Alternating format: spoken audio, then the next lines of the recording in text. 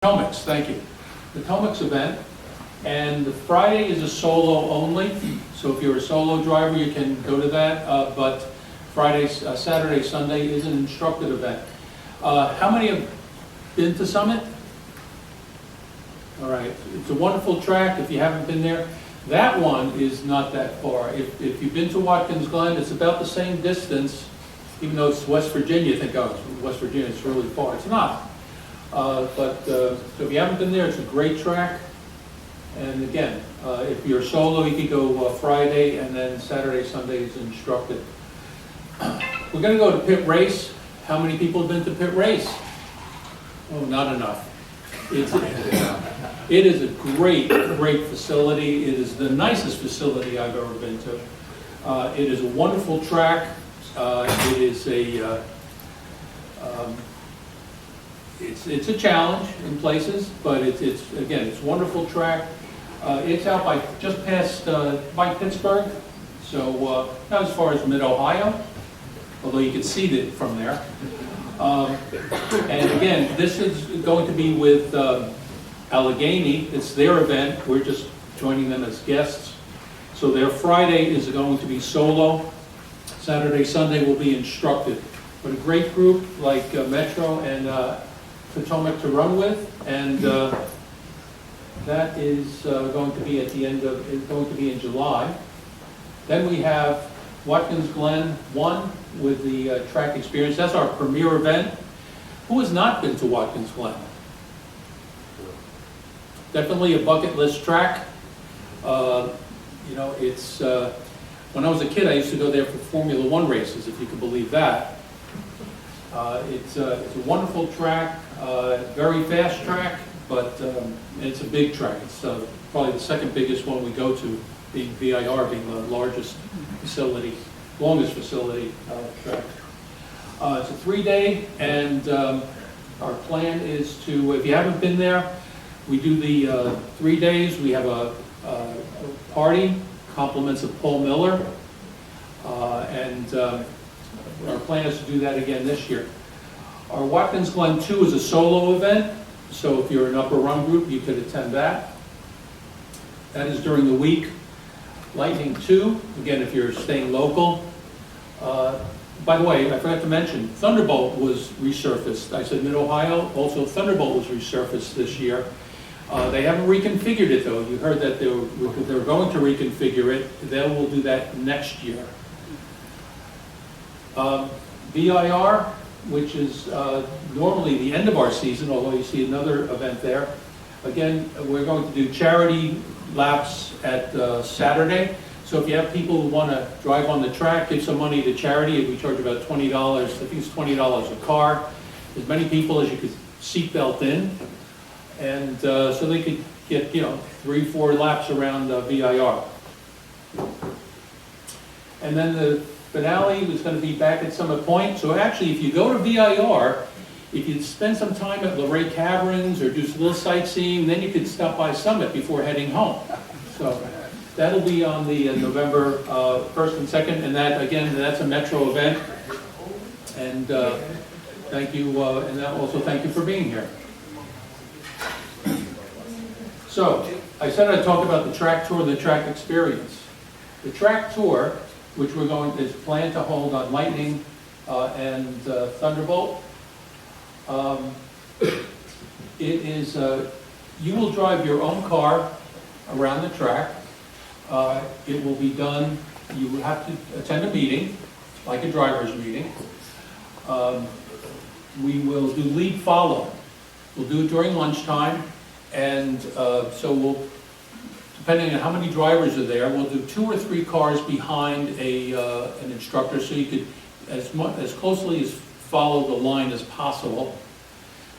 And we do it at highway speed, so it depends on the track. I don't know if Lightning was 60 or 65, but it's a good way to get somebody who's thinking about going to the track, on track. Next is the track experience, which is a little bit more intense. The plan is to hold it at Thunderbolt, Lime Rock, and Watkins Glen 1. In that, you sit in the instructor's car, and they will take you around in the green run group. You do have to have a helmet, and if we do have loaner helmets, so if you need a helmet for that, just drop me a line, let me know, and we'll reserve one. If you want to, if you're totally new to the track and you want to try it, and the helmets are relatively expensive these days. So if you say, hey, I'd like to go to Lightning One, but I don't have a helmet, call me, we'll loan you a helmet. And of course, then you're going to have to call Bob Kakasik at Sable Energies, because now you're going to want one.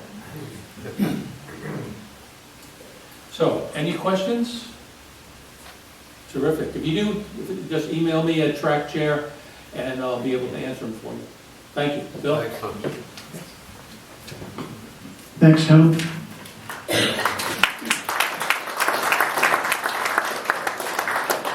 For those of you who are newer to DE, you have no idea how much work the track chair does.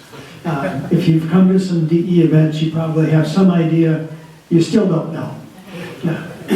There's a ton of work that happens behind the scenes, and most of it is pretty thankless, so thank you, Tom. Okay, so just a few updates for the season before we turn the microphone over. Here's just some stats from last year. You can see that, when you look at the top here, it looks like our attendance was down, but that's not actually accurate. We were only down at 2 events, Mid-Ohio and Lightning 2, because the previous year we registered pit race at Summit Point. So overall, our attendance trends are kind of consistent, according to Craig and Thom, with other clubs, meaning there's room at most events for people to sign up. And I do want to mention the Mid-Ohio event. For those of you even who are student drivers, Mid-Ohio, yes, it's a drive, but it is a fantastic track. It's been resurfaced. Some years ago, my daughter went there as her second event after having driven at Pocono. And she was a very timid driver when she arrived, and she went to Watkins Glen after that and was complaining about being held up. So Mid-Ohio is a fantastic learning experience as a student. 3 full days, unlike some of the other 3-day events you saw that are solo Friday, Mid-Ohio is 3 days for students, lots of track time, and probably not very crowded. So I can't stress how much you're going to learn at an event like that. So that was attendance. We track incidents where a car hits something, and fortunately the trend has been down on in general. That's a good thing. The bad thing about last year was 2 of those incidents involved drivers who were hurt, fairly seriously. Fortunately, both are fine at this point, but still it reminds us that the sport that we love to do does have consequences. What this slide doesn't show, and that we'll be paying a lot of attention to this year, is that we had a lot of offs not counted here. This is just people who hit something, but we had at VIR more than, I do know what the number was, but it was a very large number. And even at Lightning and some other events, we had too many cars off track. And that includes 2 off, 4 off spins. Those offs could have easily hit something, because an off that doesn't hit something is luck. No skill involved. Okay? And think about that the next time you're at the track. And the good news is Dion's going to educate us this afternoon on how to work your way up to going faster in a very safe way. And so there will be even fewer excuses when you come in from having dropped some wheels or worse. So please don't want to see that. Okay, Thom mentioned the car control clinic. It's on May 5th. How many drivers here have done a car control clinic? Yeah, that's what I thought, quite a few. Okay, If you're new to DE, new to autocross, new to the Porsche Club, this is a great event. It's an all-day event, rain or shine, as you saw in the photo on the previous slide. Registration opens April 1st. If you're an experienced driver and want to help instruct, let me know, because we need a lot of instructors for this event, and you don't have to be a track instructor. You just have to convince us you have enough experience to be in the right seat. So anyway, and also, if you just want to come and give us a hand, we can always use set up, tear down, and even help during the day. So great event, and look forward to seeing a bunch of you there. Okay, I just want to mention autocross. Our autocross season this year is on the Pocono East Course, which is a twisty track. Oops, here's what it looks like from in-car. I'm sitting at the start line.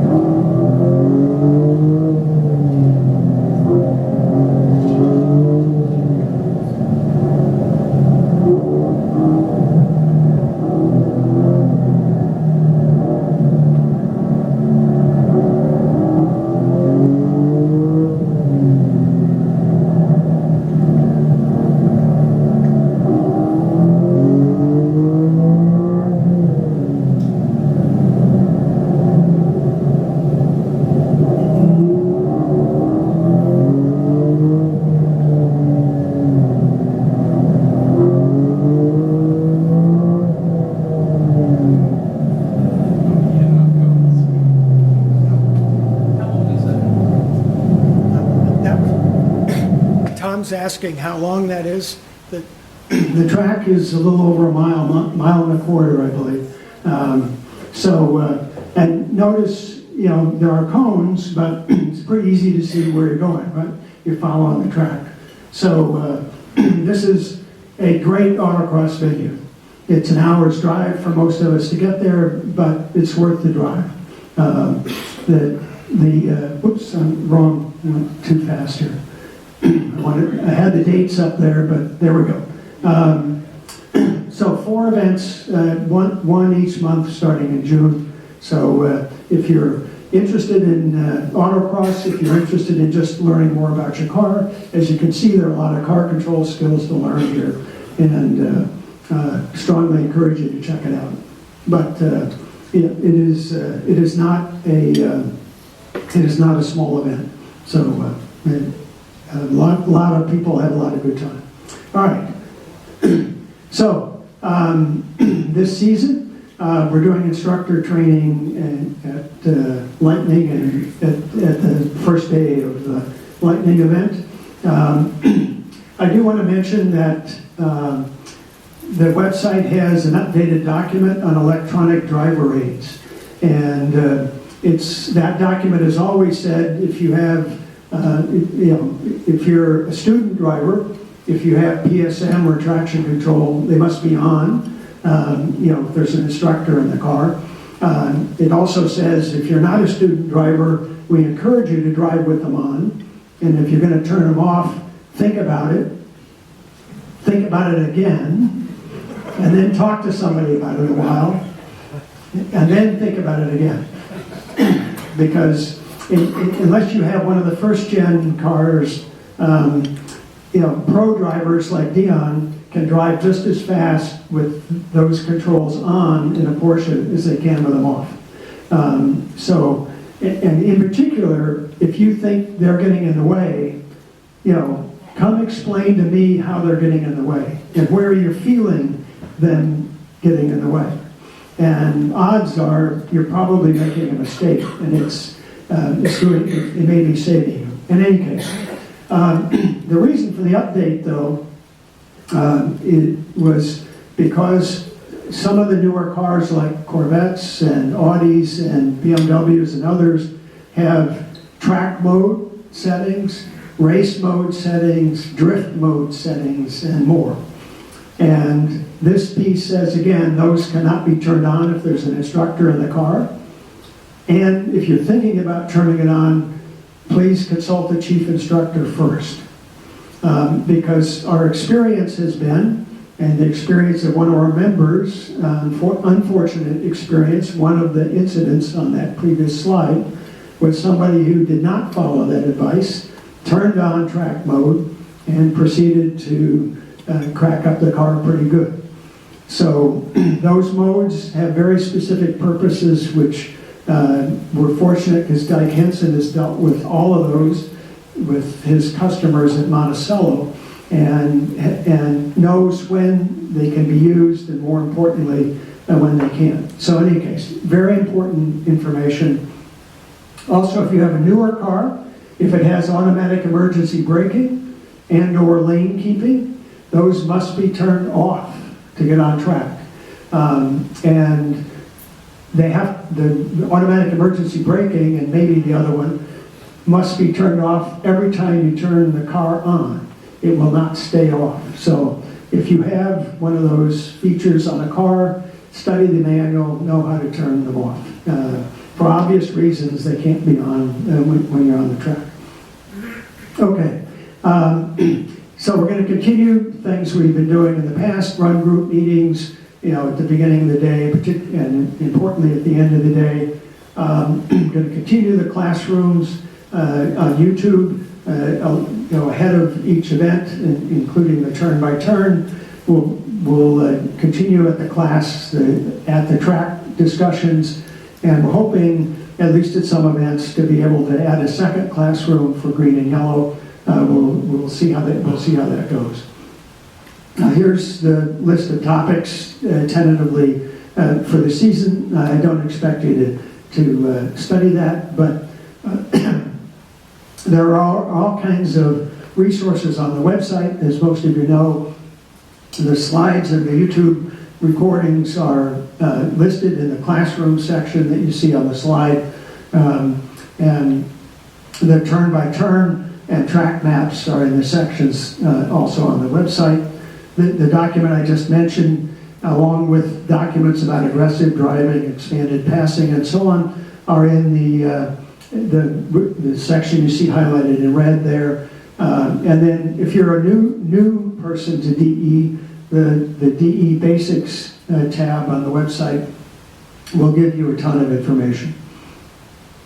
And specific to the classroom, there's this nice 3-column set on the website, that thanks to Dyke.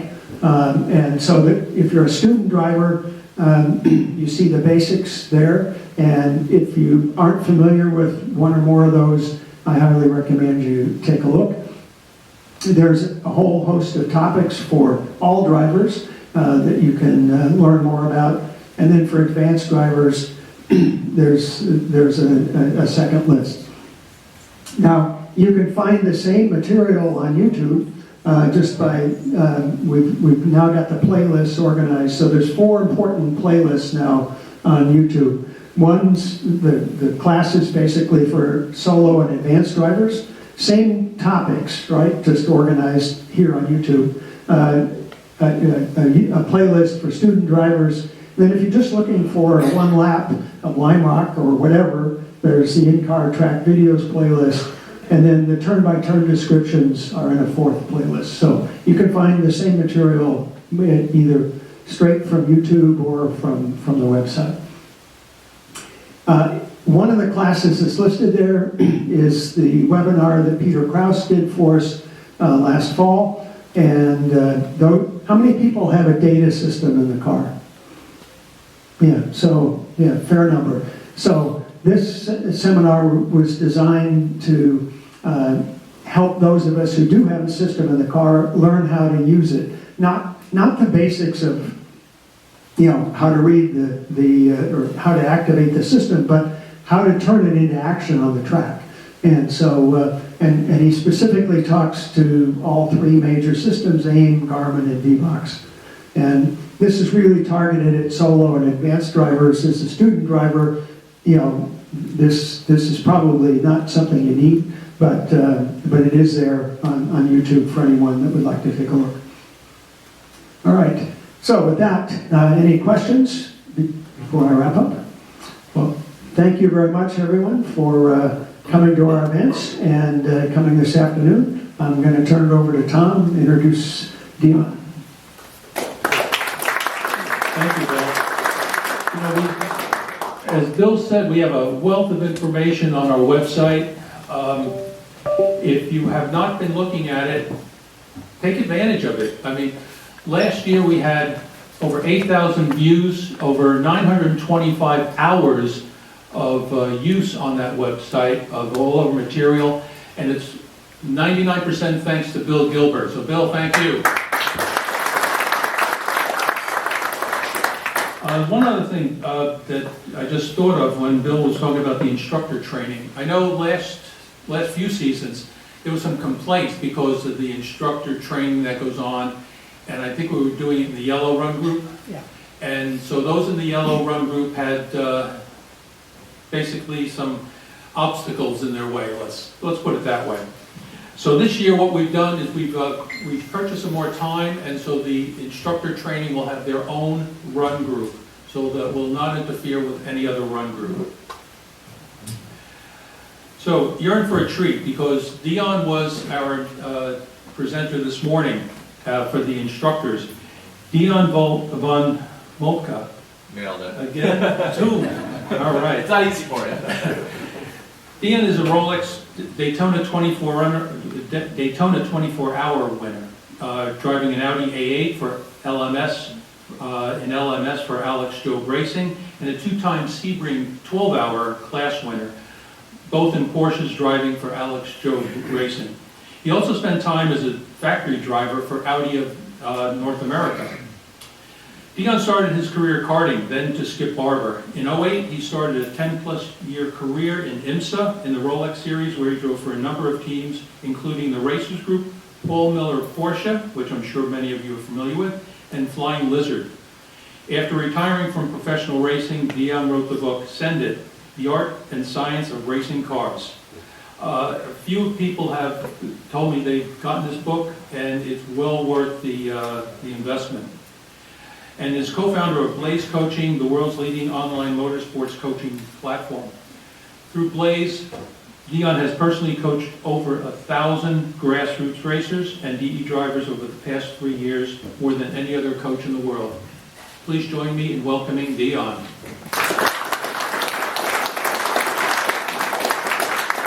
All right. Who's ready? Yeah? All right, cool. I like the energy. More of that. So a couple things. I'm going to channel my inner Bob Ross and do some painting for you guys while we're here on this whiteboard. So if you can't see it, that kind of table back there, you might want to kind of move some chairs around, something like that. But we'll try to use as much of those kind of PowerPoint things as possible.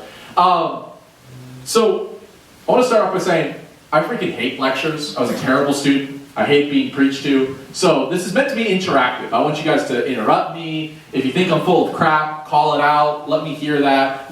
Let's have some fun and not let me just kind of sit up here and speak for an hour droning on.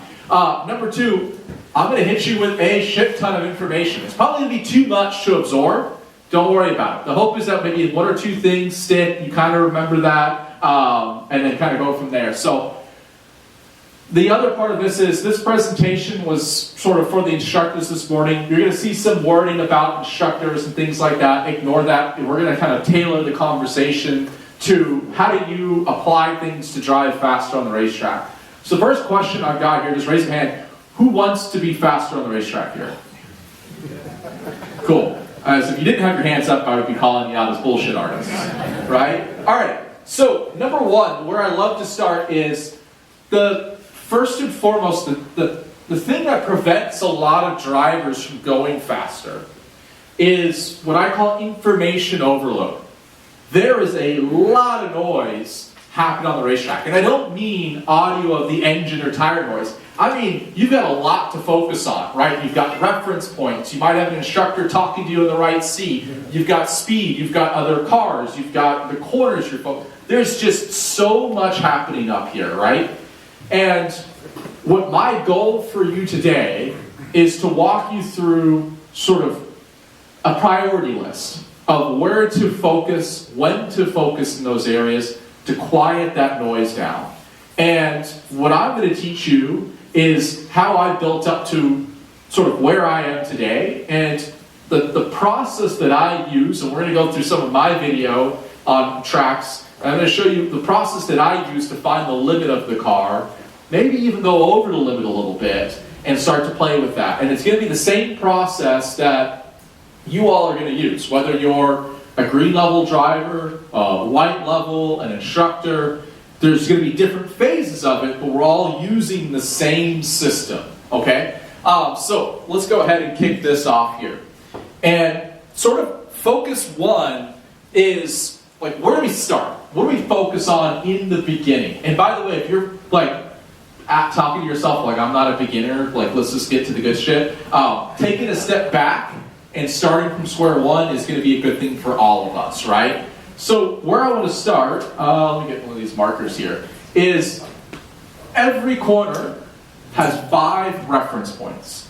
Now, again, this is going to be like, you know, Dion, how am I supposed to remember all freaking 5 reference points? We're going to slowly work up to it. But we should start by all knowing what the 5 reference points are in every corner, every single corner. So this is your turn to shout out at me. What are the 5 reference points in any corner? Just yell out reference points at me. Braking? Let's go with that. I'm going to shorthand it. Initial brake zone. All right, the second one, let's do a better job than one person yelling out at me. What's another reference point? Apex. Apex. Love it. Easy, right? Let's go here. Apex, number 4. What else is there? Turning. Boom. Yeah, this is easy. All right, what are the last 2? Track out. So what I call track out, we're going to talk about why. I call it my exit apex. I'll get into that in a little bit. What's the last reference point? End of braking. We'll get to that. It is a reference point, but it's not the one I'm looking for yet. There's another one. Acceleration. Acceleration. Who said that? Sorry, raise a hand. Boom. So acceleration, I'm going to use a different word, but your initial acceleration is what I'm looking for.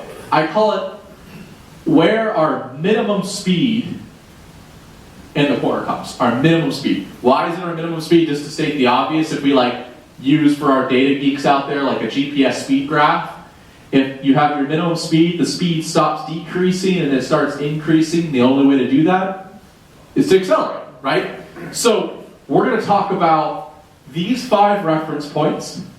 Eventually there'll be 7 reference points. So bear with me. We're going to get there. But we're going to talk about where to start focusing on them, why they're important, and how they lead up to vision, and how they lead up to finding the limit of the car. Okay? So, in the beginning, I do not focus on all 5 reference points, because that's just too much, right?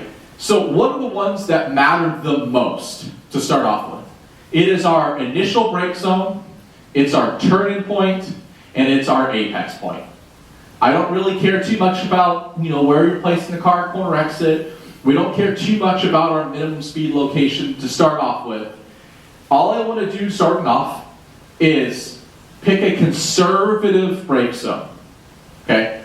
Back that brake zone up, and by the way, this is how I'm building up to the limit. So what I'm teaching a beginner is what I do myself, just at a slightly different level. We're going to walk through that. So I'm going to pick a very conservative brake zone to start off with in every corner.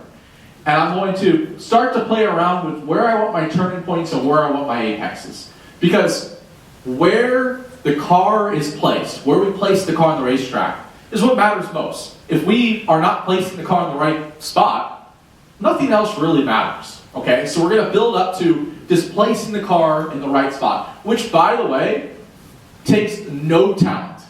Anybody can take a rental car out there, driving at 5 miles an hour, and just put the car in the right spot. Okay? So none of this is talent-based at this point. That's what we're going to start off with. Once you just have the basics down, you've got the car placed in the right spot, the next thing that I want to focus on is my initial brake pressure into threshold braking corners. So another question for you guys. Are we using threshold braking in every corner or in some corners? So, right? Awesome. We're not threshold braking in every corner. That's going to be something we're going to talk a little about later. So what I'm doing is focusing just on the corners where I want threshold braking. And what I want to do, keeping the conservative brake zone. So I'm back braking early. I'm going to work on hitting the crap out of the brakes as hard as I can until I get to the point where I'm feeling ABS, or if you've got an older car than that and you don't have ABS, starting to lock up tires early in the brake zone, within the first few hundred feet. Anybody have an idea why I'm focused there at this point?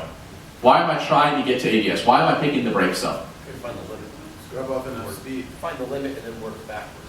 Boom. It's all about level of grip. So I don't like to go too far into the physics and engineering and all the boring crap, but cars have a certain level of grip, right? And let's just, by and large, the level of grip, we kind of have the same level of grip laterally and longitudinally. Laterally meaning cornering, longitudinally meaning acceleration and brake. So let's just pretend we have tires on the car, slick tires, there are lots of grip, and that can pull 2 G's of force, okay? It's going to be able to mostly pull 2 G's of force cornering, and it's also going to be pulling 2 G's of force when you hit the brakes. Now, obviously, as a driver, I'm not thinking to myself, oh, that was 1.8 G's, I've got 0.2 G's more. No, it's just something you feel. Is it safer to feel and build up, and maybe even go over that limit, by picking a conservative brake zone and just hitting it harder, hitting the brakes harder until you go over the limit? Or is it safer to find out you've gone over the limit in the middle of a corner? What do we think? First one, right? So what I'm doing is trying not to crash, but trying to find the limit. So what I'm doing is finding those threshold braking corners. I'm not doing this in every corner. I'm picking a conservative brake zone because I'm going to make a mistake. And if I get in and I hit the brakes too hard and I lock up tires or I get into the ABS, because I broke early, I've got plenty of time to take a breath, come off the brakes a little bit, reapply the brakes again, okay? So that is why we're focusing on that initial brake zone to start off with, because what our body is actually naturally pretty good at is sort of translating that feeling of grip, like, oh, I hit the brakes harder than I realized I could, and it's still not locking up. I've got a little bit more grip than I thought I had. Your body's pretty naturally good at subconsciously applying that to corner grip and starting to say, well, I probably have more grip in the corners too. And it's just going to naturally start to do that. And that's a much safer way than going to build your way up, right? So this is the next area of focus for me. Once I've sort of got a feel for, okay, how hard I can really hit the brakes, I start to get into this whole idea of minimum speed and initial throttle application point. Quick raise of hand. Who here has used or heard as minimum, like using minimum speed as a reference point in the corner? 1, 2, a couple people. Awesome. It's pretty rare. I hadn't even really heard about it until one of our coaches sort of introduced me to the concept and said, oh shit, I kind of naturally do this, but didn't know I did it. And it's going to be, it's hard to say one reference point is more important than any others, but if you have to pick one, like minimum speed is probably going to be right up there as the most important. So now that I've got the basics down, I'm just kind of placing the car in the right spot, I've got my initial brake pressure, I'm starting to build. Let's talk a little bit about this whole minimum speed location and then build up to exit apex. So the minimum speed, how do we determine where in a corner, if that wants to work, our minimum speed should come? The reason why this is so important is we determine our minimum speed by our priority in the corner. If it's an exit speed corner or an entry speed corner. Let's kind of take it back and talk about the basics. How do you know if a corner is an exit speed corner? Just yell out at me. What do you guys think? How long the straightaway is that? What was that, sorry? How long the straightaway is that? How long, so how would you determine, so how long the straightaway is, how would you determine if a corner is an exit speed corner? If it's a long straightaway on track. So does that, just to dig into this, right, the details, Is an exit speed corner only onto the longest straightaway on the track, or is it onto any straightaway? Was any straightaway? So we're pretty close. I'm going to go to a little bit of detail. If you look at a corner and the acceleration zone out of it is longer than the deceleration zone into it, it's an exit speed corner. If the deceleration zone into the corner is longer than the acceleration zone out of it, it's an entry speed corner. You want to prioritize whatever's the longer distance. So let's use, most people know Watkins Glen here? Raise your hands, yeah? Okay, cool, awesome. So let's go easy here, turn one at Watkins Glen. Is the acceleration zone longer than the deceleration zone or vice versa? Acceleration zone's a lot longer, right? You accelerate all the way to the bus stop. So exit speed corner. Now let's take a look at like turn 10 or the bus stop. The bus stop, you have these two apex points, right? You have sort of your first apex and then your second apex before you go to the carousel. Let's use the first apex as an example. There's not really much of an acceleration zone out of it, right? You might have like a tiny little burst of throttle. So there the deceleration zone's longer than the acceleration zone. So the first apex, the bus stop's going to be an entry speed corner. Everyone following me so far? Is that making sense? Right? Okay, cool. So now that what you're going to start to do at this level is you're going to start to look at every corner on the racetrack. And you're going to start to say, well, is it an entry speed corner or is it an exit speed corner? And then based off of that information, you're going to be able to know where your minimum speed should come.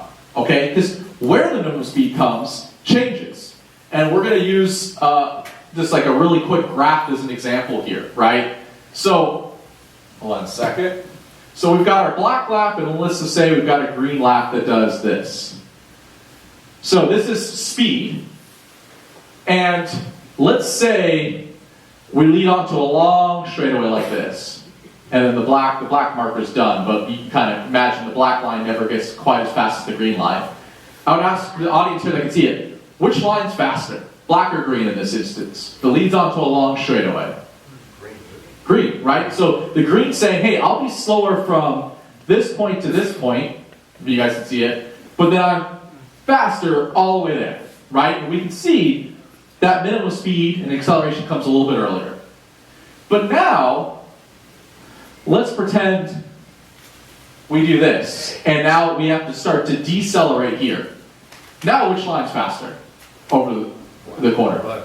The black, right? So notice here where we place our minimum speed and what matters in the corner is really determined by what comes after the corner. Making sense so far? Seems obvious when you think about it. But a lot of drivers go out there and have no clue what the plan is, what matters in the corner. If you don't have a plan, if you don't have a priority, you don't know what to focus on, you're kind of out there aimlessly driving, and that's not going to really result in much, right? Yeah, go for it. Yeah, I was going to ask if it was a question of early or late apex, but I see what you're getting at is more strategic than that. Yes. Yeah, the apex here at this point, I mean, of course it matters, don't get me wrong, but it doesn't matter for this. Yeah, it's all based on where should I be picking up that initial throttle application point. And I'm going to show you how we use that point to build our way up to finding the limit, going over the limit. It's rooted in this whole idea of where the minimum speed is, okay? So we're going to come back to that one a little bit more. But this is going to be something you're going to hear referenced again and again and again and again. And it's going to be something that you're not going to be able to unsee. There's one thing that you should take away from today that is probably the most important thing that you haven't been thinking about, okay? Finally, let's talk about this last one. This whole exit apex thing. Why the hell am I calling it an exit apex? Anyone have an idea of why I don't just call it track out or something like that?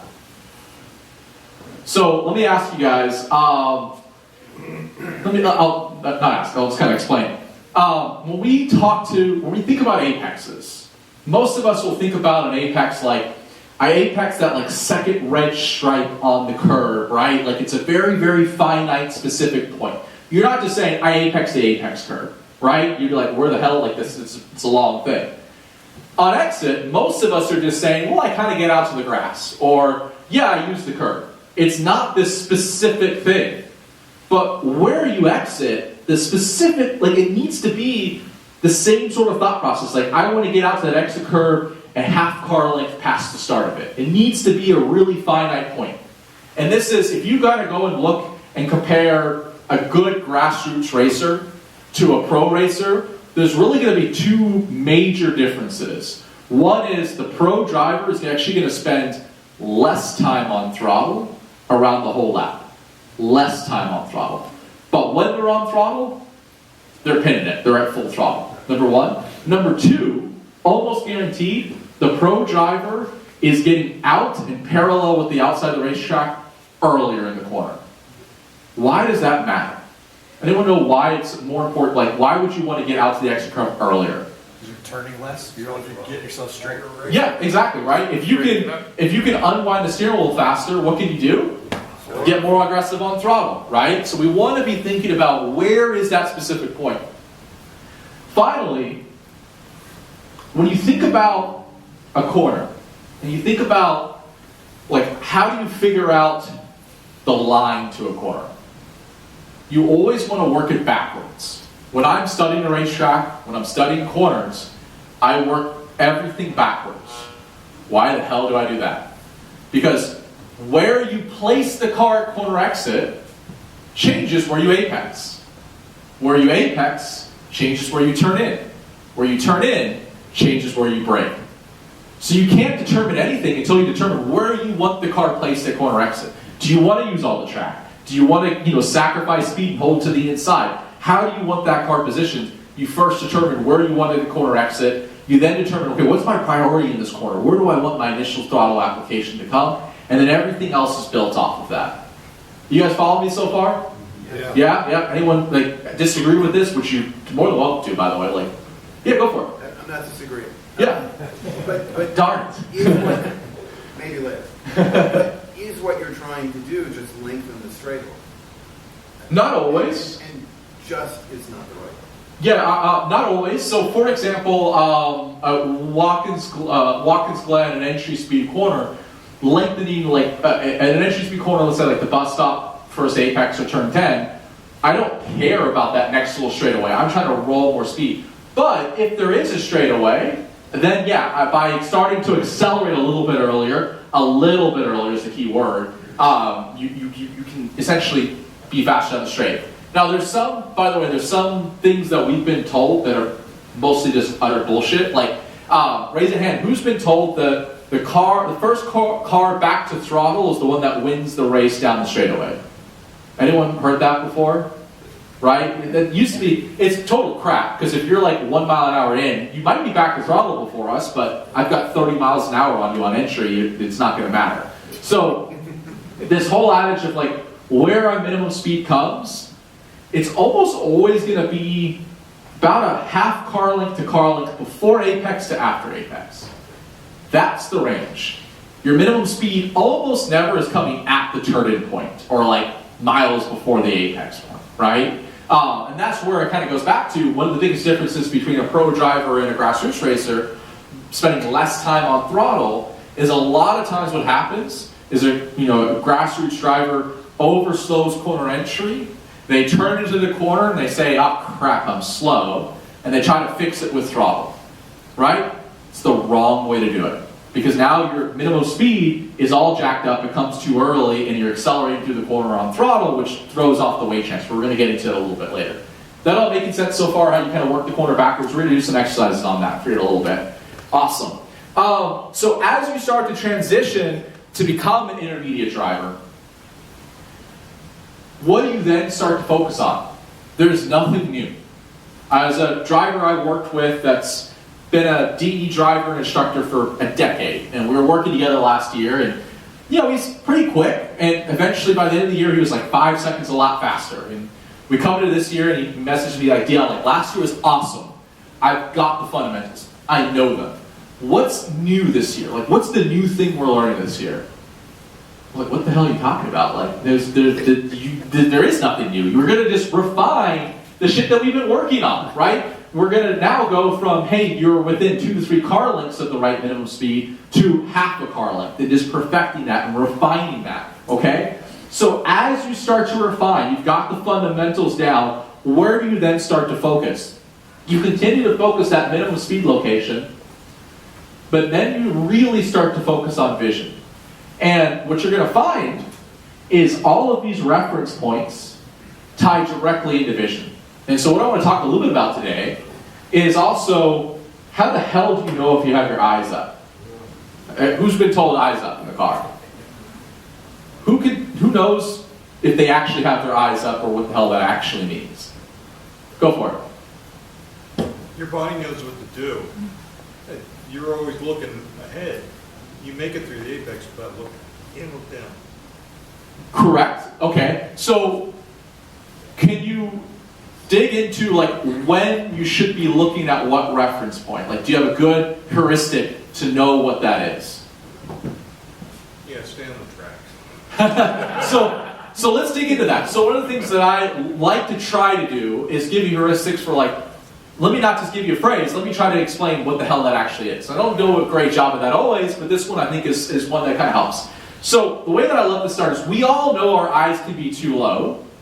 Do we know that our eyes can be too far ahead as well? Has anyone ever told you that? Probably not, right? So a great indication of your eyes being too far ahead is you come into a quarter, you hit the initial brakes, you're just starting to slow the car down, you say, well, I know my eyes are supposed to be up, so you start looking to the apex. Where your eyes goes where the car goes, right? So, as we're not trying to turn into the corner, but we're looking towards the apex, and what happens? The car just sort of naturally starts drifting towards the middle of the racetrack. So by the time you get to the turn-in point, you're now turning into the middle of the racetrack, not the outside of the racetrack. Anyone experienced that before? This what we call crabbing towards the inside of the corner. That's mostly resulted from your eyes being too far up. Because if you were to look at your turning point, you'd be like, oh, you idiot, like, no, let me get to the outside of the racetrack.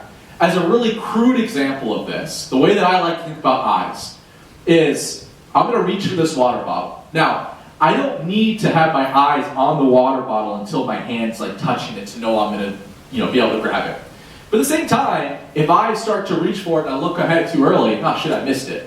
What are we subconsciously doing is you're sort of waiting for your hand to see your hands on the right trajectory, and at some point you see, okay, I know I've got it lined up, I can pick my eyes up and grab the water bottle. When you're driving a race car, you're keeping your eyes on the next reference point until you've got the right trajectory, until you know I've got things lined up, I know I'm going to hit that point, now I can keep my eyes up and go to the next spot. So it's not always about knowing where to look, but it's also knowing when to look at those points. So using sort of our turning point and apex points as the right example here. I'll show you a little bit more in video as we start to go through this in a little bit to give you a little bit more visualization. I kind of talked about how your eyes can be up too early, right? You can start to crab in. So what I'm doing is I hit the initial brakes, and I'm keeping my eyes on the turning point until I know I'm going to hit that turning point. Now that doesn't mean I'm on top of the turning point. It's usually like 2 to 3 car lengths before it. You know you've got the car lined up, it might dance around a little bit. You can kind of know, okay, I've got the turning point, I know my car's going to hit it. Now I'm going to transition my eyes up to the apex and pick up that peripheral vision, pick up the turning point. I'm going to then keep my eyes on the apex point long enough until I've got the car oriented in the right way, until I've got the rotation I want, until I know the car's trajectory is heading towards the apex, until I'm certain the car's going to hit the apex. I'm keeping my eyes on that apex point until that point. Once I've got that orientation, which by the way is like 2 to 3 car lengths again beforehand, only at that point am I then transitioning my eyes up to the exit reference point. So it's all coming down to the orientation of the car and trying to get it to the right trajectory. Trying to get to that point where you know your hand's going to be able to grab the water bottle, but you're not keeping it until that point. So there's a really finite area there. And what we're doing as race car drivers is you're essentially going from reference point to reference point. As you come out and you hit your exit apex of a previous corner, you're then looking for the next initial brake zone. Once you know your trajectory, you're going to hit that initial brake zone, your eyes are then going to the turning point and you're picking that first one up with your peripheral vision. Once you know you're going to hit your turning point, You then transition to your minimum speed apex, which is almost the same point, and you pick up your turning point with peripheral vision. So this is sort of this like looped experience, and it's all about transitioning focus vision to the next one and picking up the previous one with your peripheral vision. Is that making sense so far, and how this kind of all gets tied together? Right? The reason why this is there's 1,000 reasons why this is so important. But there's an interesting study that came out of Stanford a few years ago where they studied the ability to sustain focus levels. And what they found was those that were visually impaired had problems sustaining the depth of focus for a certain length of time compared to those that weren't visually impaired. And what they found was our focus is almost directly tied and correlated to where our eyes are focused and where our eyes are looking. So our ability to know when to look at a point, where to look, and how long to look is going to keep us in that moment, right? Is going to keep us focused in the present. So this is not only important from a speed perspective, it's important from a consistency perspective as well.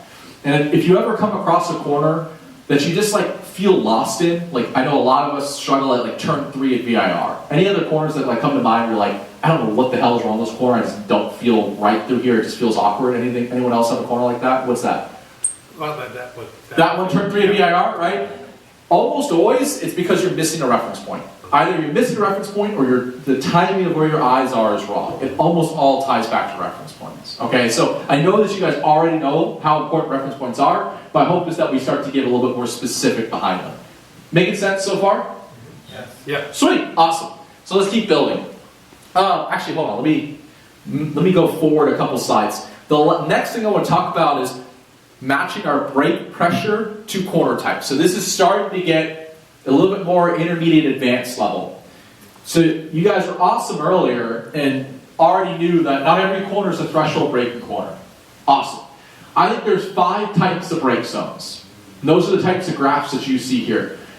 And the next level here, and we're going to again go through this on video a little bit, is starting to understand for the given corner I'm entering, what's the type of brake zone, that I should have.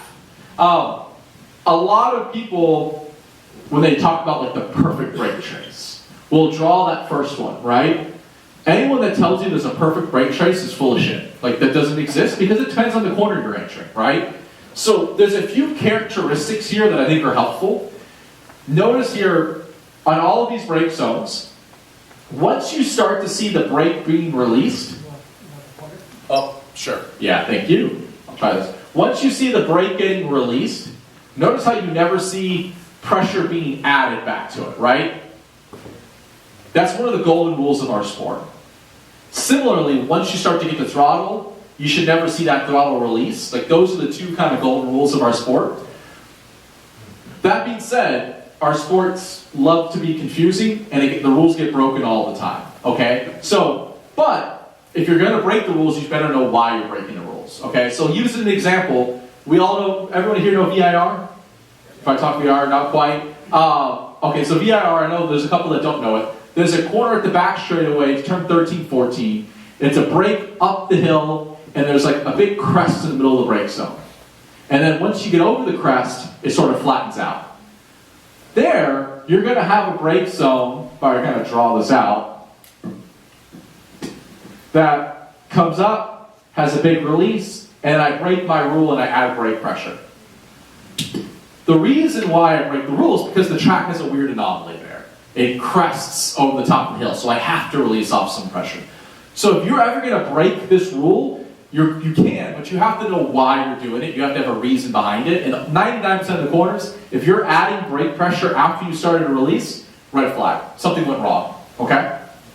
So, you go for it. Yeah, question on this turn 14. You're not coming totally off the brake in between, are you? If I broke too early and feel like an idiot, then sure. But most of the time, like a good lap. It's not most of the time, it's like down to like a 20-30% pressure and then up to like 50%. But that's once I'm comfortable with the car and stuff like that, right? So, Aren't you just doing that to set your nose? Sort of. It's more a little bit more about because the way the corner works is when you crest and the car lands on the other side, the front end lands first. So then as you come over, the rear is really light. So I want less brake pressure because of weight transfer, right? The more I brake, the more weight I send to the front end, which is exactly a great kind of segue. Why I want different brake zones. This all relates back to the type of corner I'm entering. So, like, if we think about, for example, why would I, if we just kind of spitball about this, when would I want to use, let's say, 0.1 versus 0.2? Like, anyone can think of a corner example of why would I want this, like, sustained heavy brake pressure or non-sustained heavy brake pressure? Like, what's the thought process there? The sharpness of the curve. Sharpness of the curve, exactly. So, for example, if I'm entering this like tight hairpin corner, like I think a lot of us know Summit Point turn 1 as an example here, right?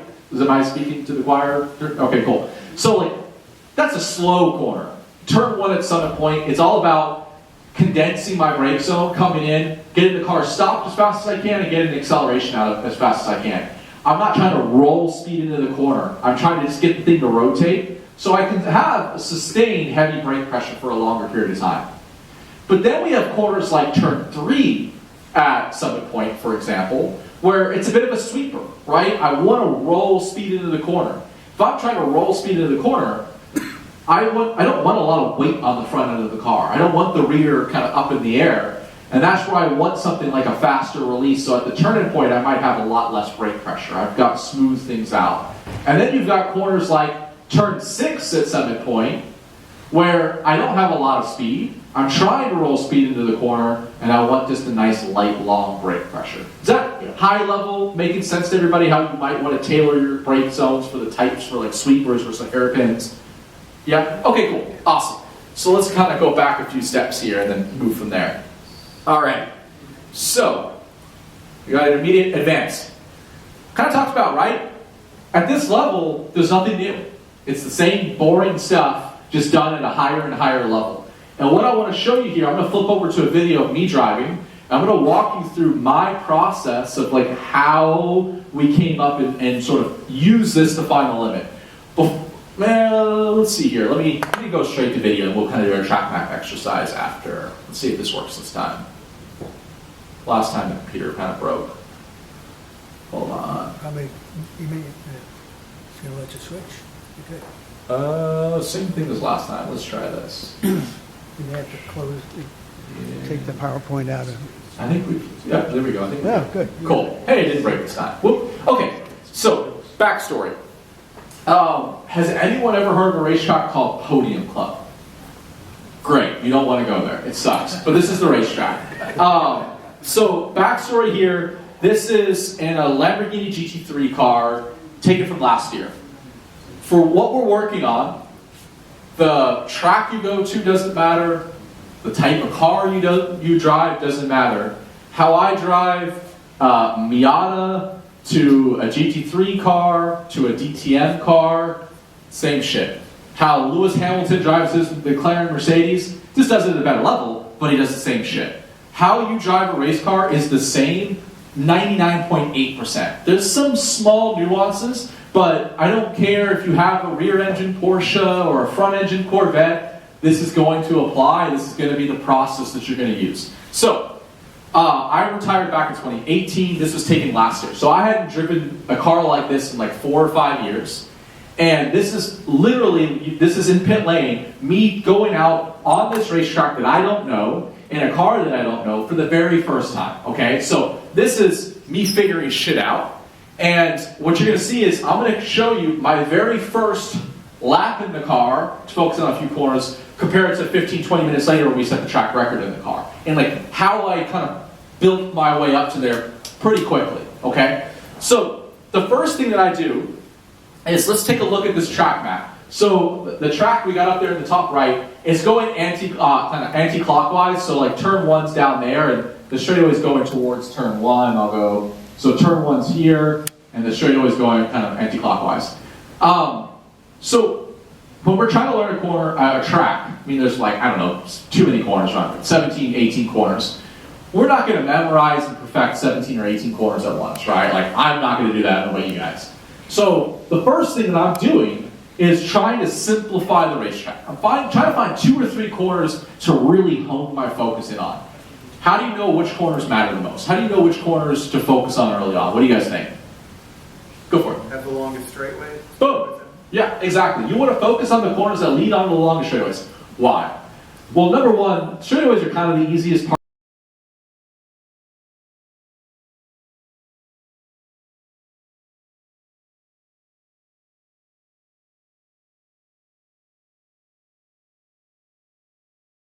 Do we think this is an exit speed corner or an entry speed corner? What do you guys think? Just yell out. Exit or entry? Exit, right? So like the deceleration zone is pretty short, the acceleration zone over there is pretty long. So based on that, does our minimum speed come before or after the apex point? Before. Perfect. So, by the way, again, this takes no talent to go out there and just place your minimum speed in the right point, right? So what I want to show you guys here is, this is literally my very first lap in this car, the very first lap on this racetrack. Let's go take a look at where my minimum speed comes, okay? So we're coming in here, braking, braking, braking, braking. Let's highlight this. Alrighty. And again, I'm not focused on how slow my minimum speed is, I'm just focused on where it comes. 60, okay. So a good reference point here, let's just remember that, comes at 60 kilometers an hour, and right here at this like little red stripe, okay? Everyone see that? Making sense so far? Can you see the mouse? Cool. So now what I'm going to do is just going to jump forward. This is now sort of the fast lap, and I want to show you, now that we're kind of wheeling the car, where does our, oh wait, hold on, this is actually a different driver. That would be why it looked wrong, hold on. I was like, man, they have a late turn-in point. Why are they doing that? Oh, where is this? Sorry. Too many videos. Come on. Hold on. Sorry, guys. This one. No. Oh, wait. This is my name on it. I think I would know that. Okay. Now it's actually me. Alright, so first lap on the car. Let's take a look here. Minimum speed. We don't need volume. I think it was like 67. All right, right in here. Okay, so 67, same sort of thing. This little red kind of part of the curve here. Okay, so pretty much same spot. Everyone see that? Now we got the right video. Now jumping 15 minutes later, so same session, all of that type of stuff. Just now a fast lap. Let's take a look at where the minimum speed comes. It is almost identical. Right? That's the red stripe. So, you can see my very first lap in the car, my minimum speed is coming almost at the exact same point. I don't care how slow that minimum speed is. This is going to be kind of route number one to building our way up to the limit. It's starting with where the minimum speed comes, okay? So, notice here, what I did not do, if I back this up and go to lap one, is, you know, I'm definitely slow in here. You know, I feel like an idiot. I'm turning into the corner and I'm like, way over slowed the car. So I get to this point, like, I'm way over the car feels slow. What am I not doing at this point in the corner? I want to see what I'm Crushing it. Exactly. I feel like an idiot. I feel slow out there, but I'm not changing where my minimum speed comes. I'm not saying, oh, well, let me just get back the throttle and accelerate through the corner, okay? I'm saying, well, shit, that was too slow, but let me just wait to my min speed in the corner and then start to apply the throttle where it should come.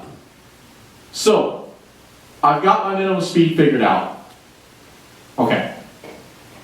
The next step, when you start to build up to the limit, where do you guys think I would focus next? What do you think becomes the next most important thing to focus on? Go for it. Sorry, just going back there. Oh, yeah. So, are you then coasting? Because Yes. Oh, so that's another misconception here. Who here has been taught that coasting's bad? Yeah. Whoever taught you that's full of crap. Coasting's your best friend, especially early on. Watch. I coast all the time. In fact, the faster lap later on, I coast even longer.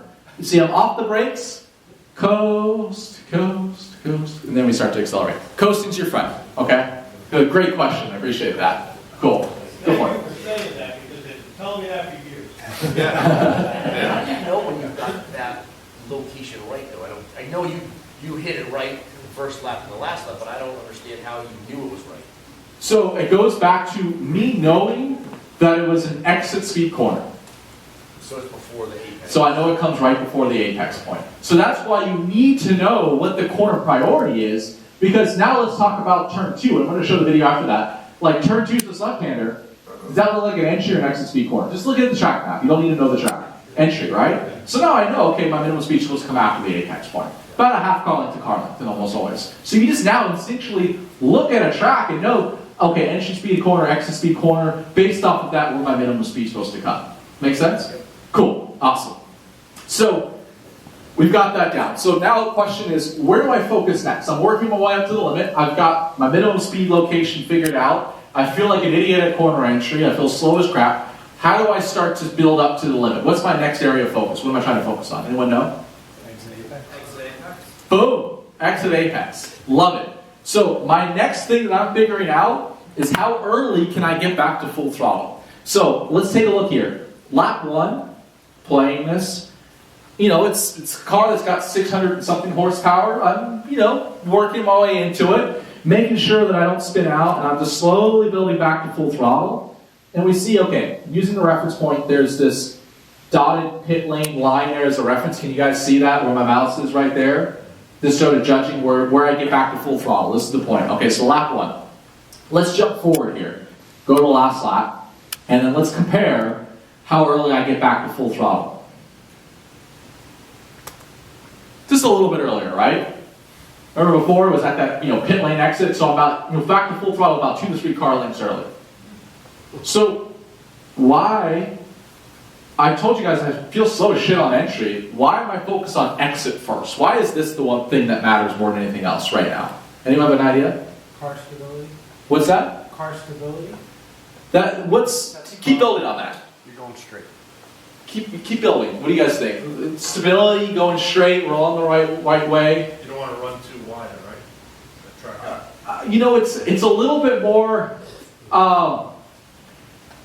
If I were to, you've got 2 things you could do. You could build up entry speed, you could build up exit speed, right? If you get into a corner too hot, what recourse do you have? Not a whole lot, right? If you start to accelerate a little too hard, and you have less grip than you think, what recourse do you have then? A lot more. You can open your hands, you can come off the throttle smoothly. There's a lot more you can do. So figuring out how much grip you've got at corner exit is a lot safer than figuring out how much grip you've got at corner entry. So we just added our 6th reference point. Yes. Our full throttle application point. In fact, let's put this as like our 4A. Full throttle. So now, what I want to ask you guys, now we have a new reference point. Do reference points ever change? What do we think? Once we have a reference point, is it always the same? No. No, right? So let's say I get back to full throttle here, and let's say I come back tomorrow and it's raining. Probably not getting back to full throttle there. Let's say, this is a cold-ass February day, and come back in August, it's Arizona, it's 120 degrees outside. I'm not getting back to full throttle there because I have less grip. So we know that reference points can change, but do all reference points change in levels of grip? Or do some stay the same? What do we think? Do they all change? Do some change? All change a little bit? So our initial brake zone definitely changes when you have different levels of grip, right? Our full throttle application point definitely changes when you have kind of different levels of grip. Where my minimum speed comes, I just said, hey, you could do this. You could have the same minimum speed when you're going 5 miles an hour. That one is a static reference point. That does not change. Your priority in the corner doesn't change if it's 100 degrees out or 60 degrees out. The next straightaway is just the same length. Now, the speed you're going may change. You might just be slower, but the position of it stays the same. Similarly, by and large, there's a little bit of wiggle room here. Your turn-in point, your apex point, and your exit apex point are all static reference points. They don't really change. There's a little wiggle room. Maybe you turn a little bit later, a little bit early, depending on setup. But by and large, those remain the same. But the ones that are more determined on your level of grip, your full throttle, your initial brake zones, those will change, right? Is that making sense? How some will change, some won't, most won't, okay? So, now, what you're gonna start to see is, I've got my exit mostly figured out, right? I figured out, okay, I know where my minimum speed is, I start to accelerate more and more aggressively, I got that figured out, I know how hard I can brake, I still have a very conservative brake zone, but I've got, I'm hitting the brakes pretty hard into here. So now, what you're gonna find is you kind of have the foundation to build off of, to slowly work your way up to the limit, go over the limit without really hurting yourself, hurting the car. So now what my next step is I want to little by little increase entry speed. And what I'm doing is I'm increasing entry speed until one of my foundations breaks, which means until I miss the apex point, until my minimum speed, I've rolled too much speed in and my minimum speed comes later than I want, or until I can't get back to full throttle where I want, right? If I roll in more speed and I get to this point in the corner where I know I should be getting back to full throttle, but I can't, because I can't, let's say, unwind the steering wheel, hey, I've just stepped over the limit and I've got something flagging it to me. It's saying, Dion, you're going over the limit a little bit.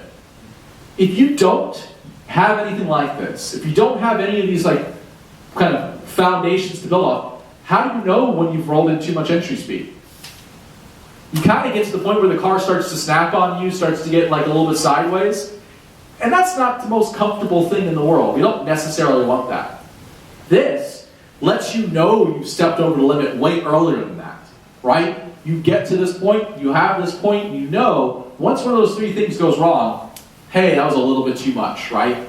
So, the next question I've got is, once I want to start working on rolling in more entry speed, how do I do that? There are really three ways to roll more entry speed. Anyone name one of those three ways to roll more entry speed? You're probably thinking of it. Brake later. Brake later, absolutely, that's one. What are the other two? Brake less. Brake less, like brake lighter, right? Okay, what's the last one? You won't get right early. Boom, get off the brakes.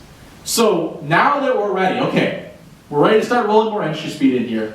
We have three ways to do it. We brake later, we brake lighter, we get off the brakes, okay? What's my favorite? Well, in a corner like this, it is get the F off the brakes.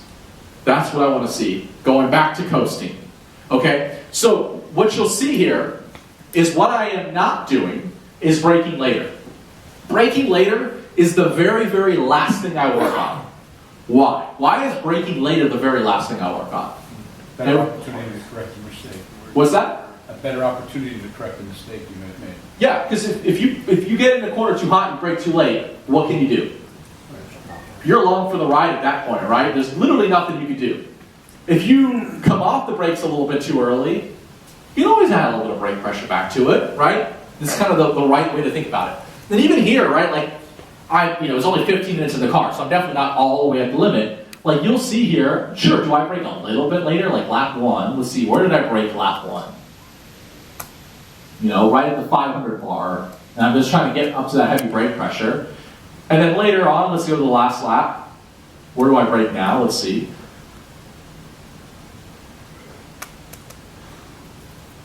$450 or so. So even here, like, am I braking a little bit later? Sure. But the thing I want to show you is where does my end of brake zone happen? That's the far more interesting thing. So, kind of thinking about this. Turn 1, we see it's a pretty tight corner. Do we think this is a trail braking corner or like a non-trail braking corner? What do you guys think? Non-trail braking? Anyone else think? What do you guys think? Short trail. Short trail? Well, it's kind of a trick question because it's the wrong way to think about things. I get asked a lot, like, yeah, well, this is a trail braking corner, right? No, there's no such thing as a trail braking corner. Trail braking is an end to a mean. I am using that to rotate the car, to keep weight on the front end, right? It's all about sort of weight transfer. And I made the same mistake here a little bit. So I came in, I had driven a car similar to this like 5 years earlier. That was a Pig. It understeered like crazy. So I came in here expecting the car to understeer.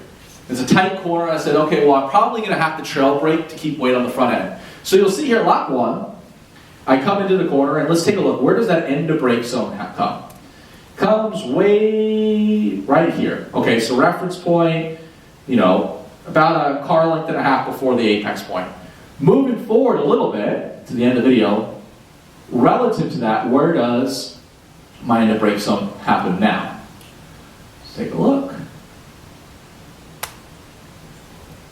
Way earlier, right? Way earlier. And building on coasting again, look how long I coast. Coast all the way to there. It was 3-4 car lengths. So the first lap, if you come into a corner, you're expecting understeer and you trail brake, just to trail brake. I don't need the trail brake. You can clearly see I didn't need a trail brake. What am I achieving in that instance? If I'm just trail braking to trail brake, what do I achieve? I achieve one thing. Overslowing, right? If you don't need that trail brake to rotate the car, well, why the hell are you doing it? All you're doing is slowing yourself down, get off the brakes and let the car roll into the corner. So you see me now, later on, I said, okay, I need to roll in more entry speed.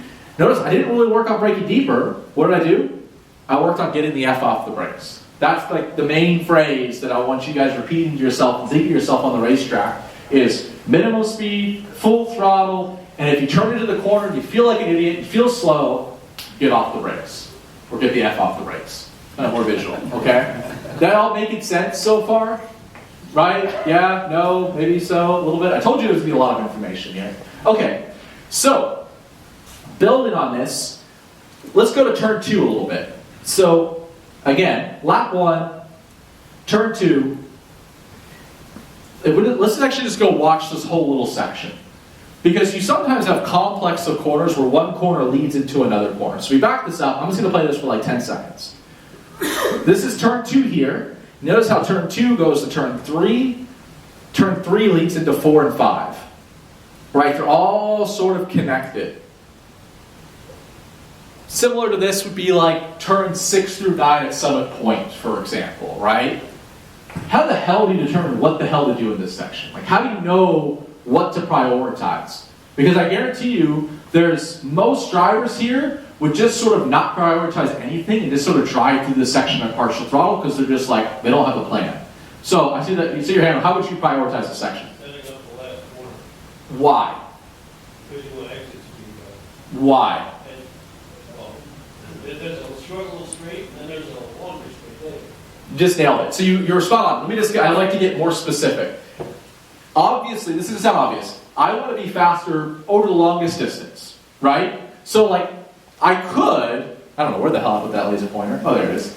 I could say, I really have 2 options here. I could say, let me be faster through turn 2 and compromise myself through this whole next section so I can be faster from like here to there, or I can set myself up to be faster from there to there.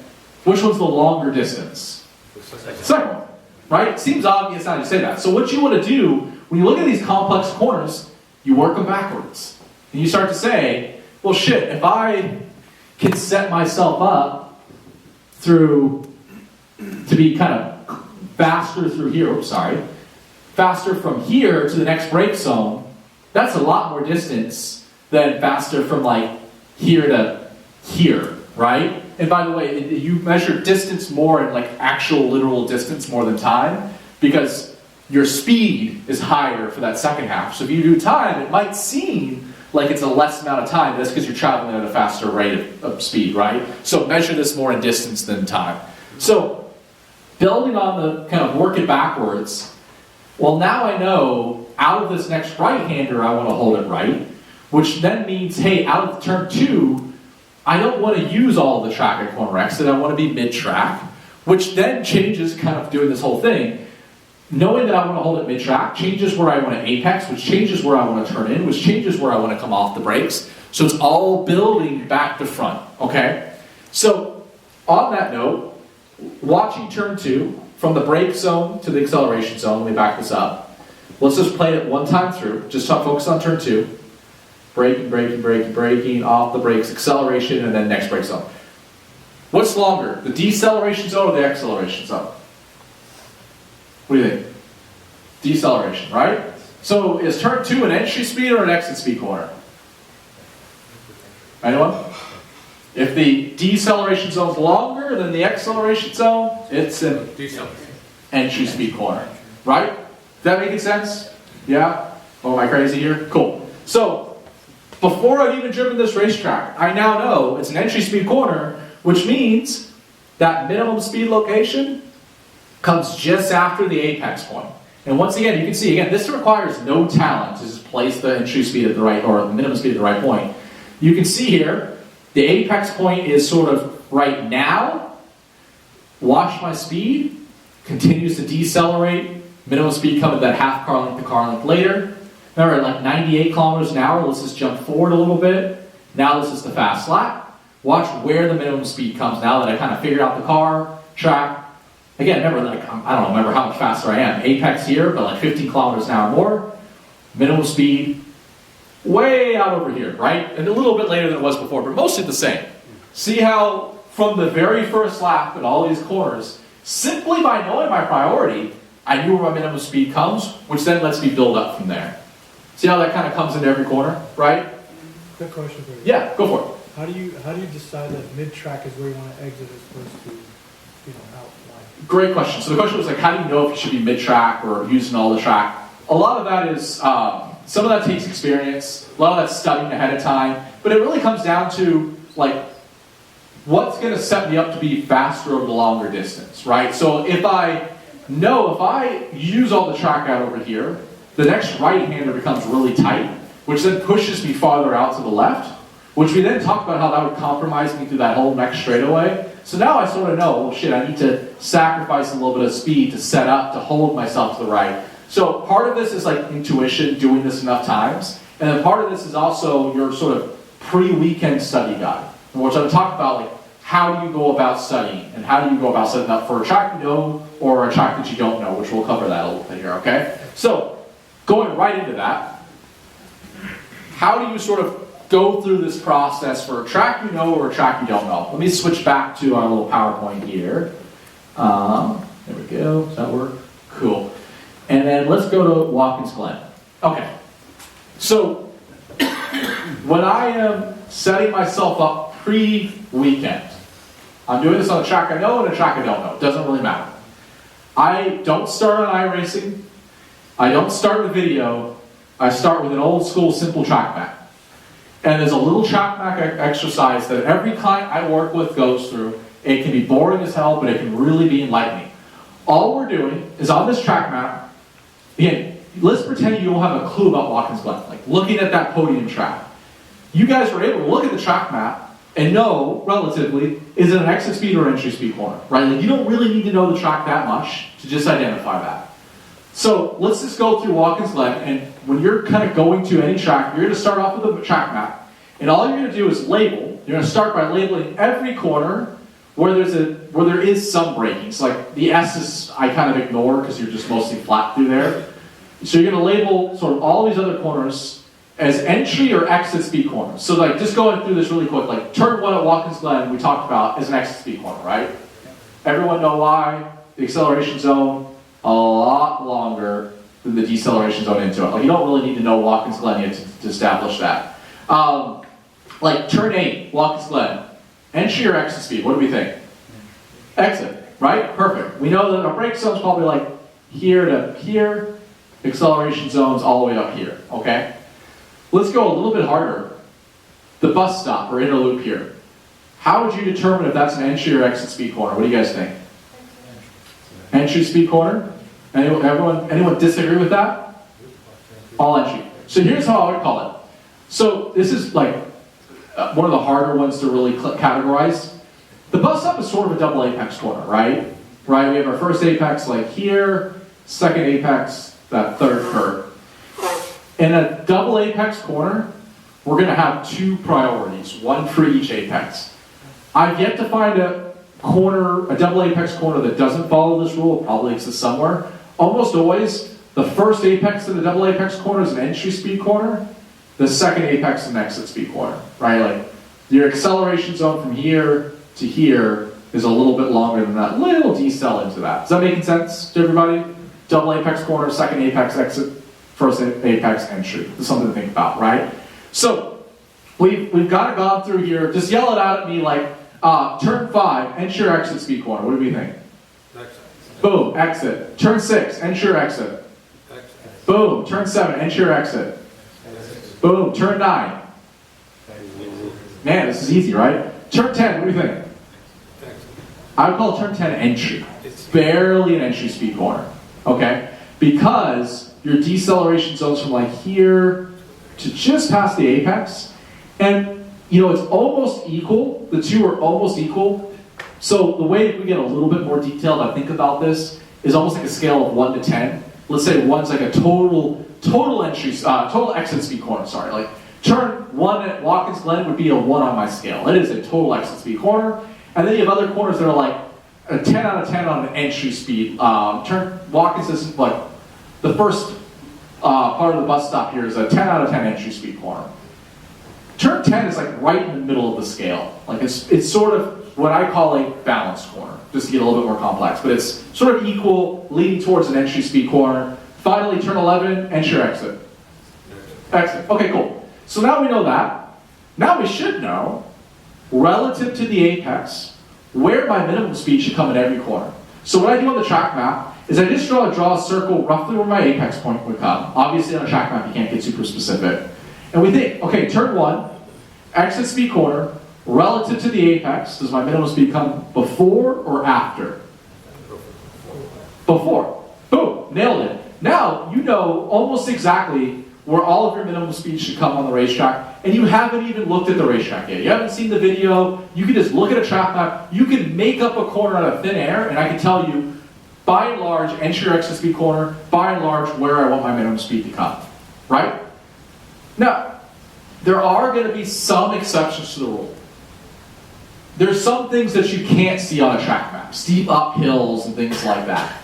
This is where I transition to video. I start with the track map, I go through that exercise. Now when I go to video, I'm looking for a specific details. I'm not just watching video to just watch video. I'm looking for where does that driver's minimum speed come? How much brake pressure do they have in the corners? So now not every video has data associated with it, right? So if you're watching a video and you've got no data, all you have is audio, how do you know where that driver's minimum speed came? What's that? Listening to it. Listening to the throttle, right? Because what makes it your minimum speed? You stop decelerating and you start accelerating. The only way to start accelerating is to start to apply throttle. So put the volume up, and as soon as you hear the throttle, pause it. And look at that video and say, why is your minimum speed coming here? Does it match up with what you're looking at? Okay? Does that make sense so far? Looking there first? So what I do is I go and find a quality driver video. Don't study crappy drivers. That's kind of a good little step. Now, it's sometimes hard to find good drivers. There's not a good solution to this. YouTube. A plug for us, and I don't do this a lot, but a lot of our coaches will curate onboard videos. So I think we've done this to 60 racetracks. We find good drivers and different types of cars to go and study. So if you're lacking it, you come to our website. But on YouTube, there's still plenty of great stuff out there. Like a Mike Skeen posts some good stuff. Go and look at that video. And so the things that I'm looking for are, I'm trying to figure out, I have an idea of the racetrack. I have an idea of my minimum speed locations. I can have a pretty good idea of how I want to break into these corners. I know into the bus stop, I know I'm going to have a lot of speed, and that looks like a pretty tight corner. I know ballpark, that's going to be a threshold braking corner, right? I couldn't tell that the chute, turn 6, has a big downhill here, so I don't know that this actually isn't a threshold braking until I look at the video. So what I'm looking at in these videos is trying to determine, how hard are they braking into this corner? Where is that minimum speed coming? There's certain things that I'm not looking for, that I don't want to measure. And even have an idea of what I'm not doing with the video. Who here watches, looks at videos, and takes notes like the driver's top speed was 157 miles an hour, and their minimum speed into turn 1 was 42 miles an hour, and my minimum speed was 38 miles an hour. Who does that with video? Just raise your hands. Don't be shy. Anybody? Come on, I know somebody here has done that before, because I get that a lot. I've done it with the same car.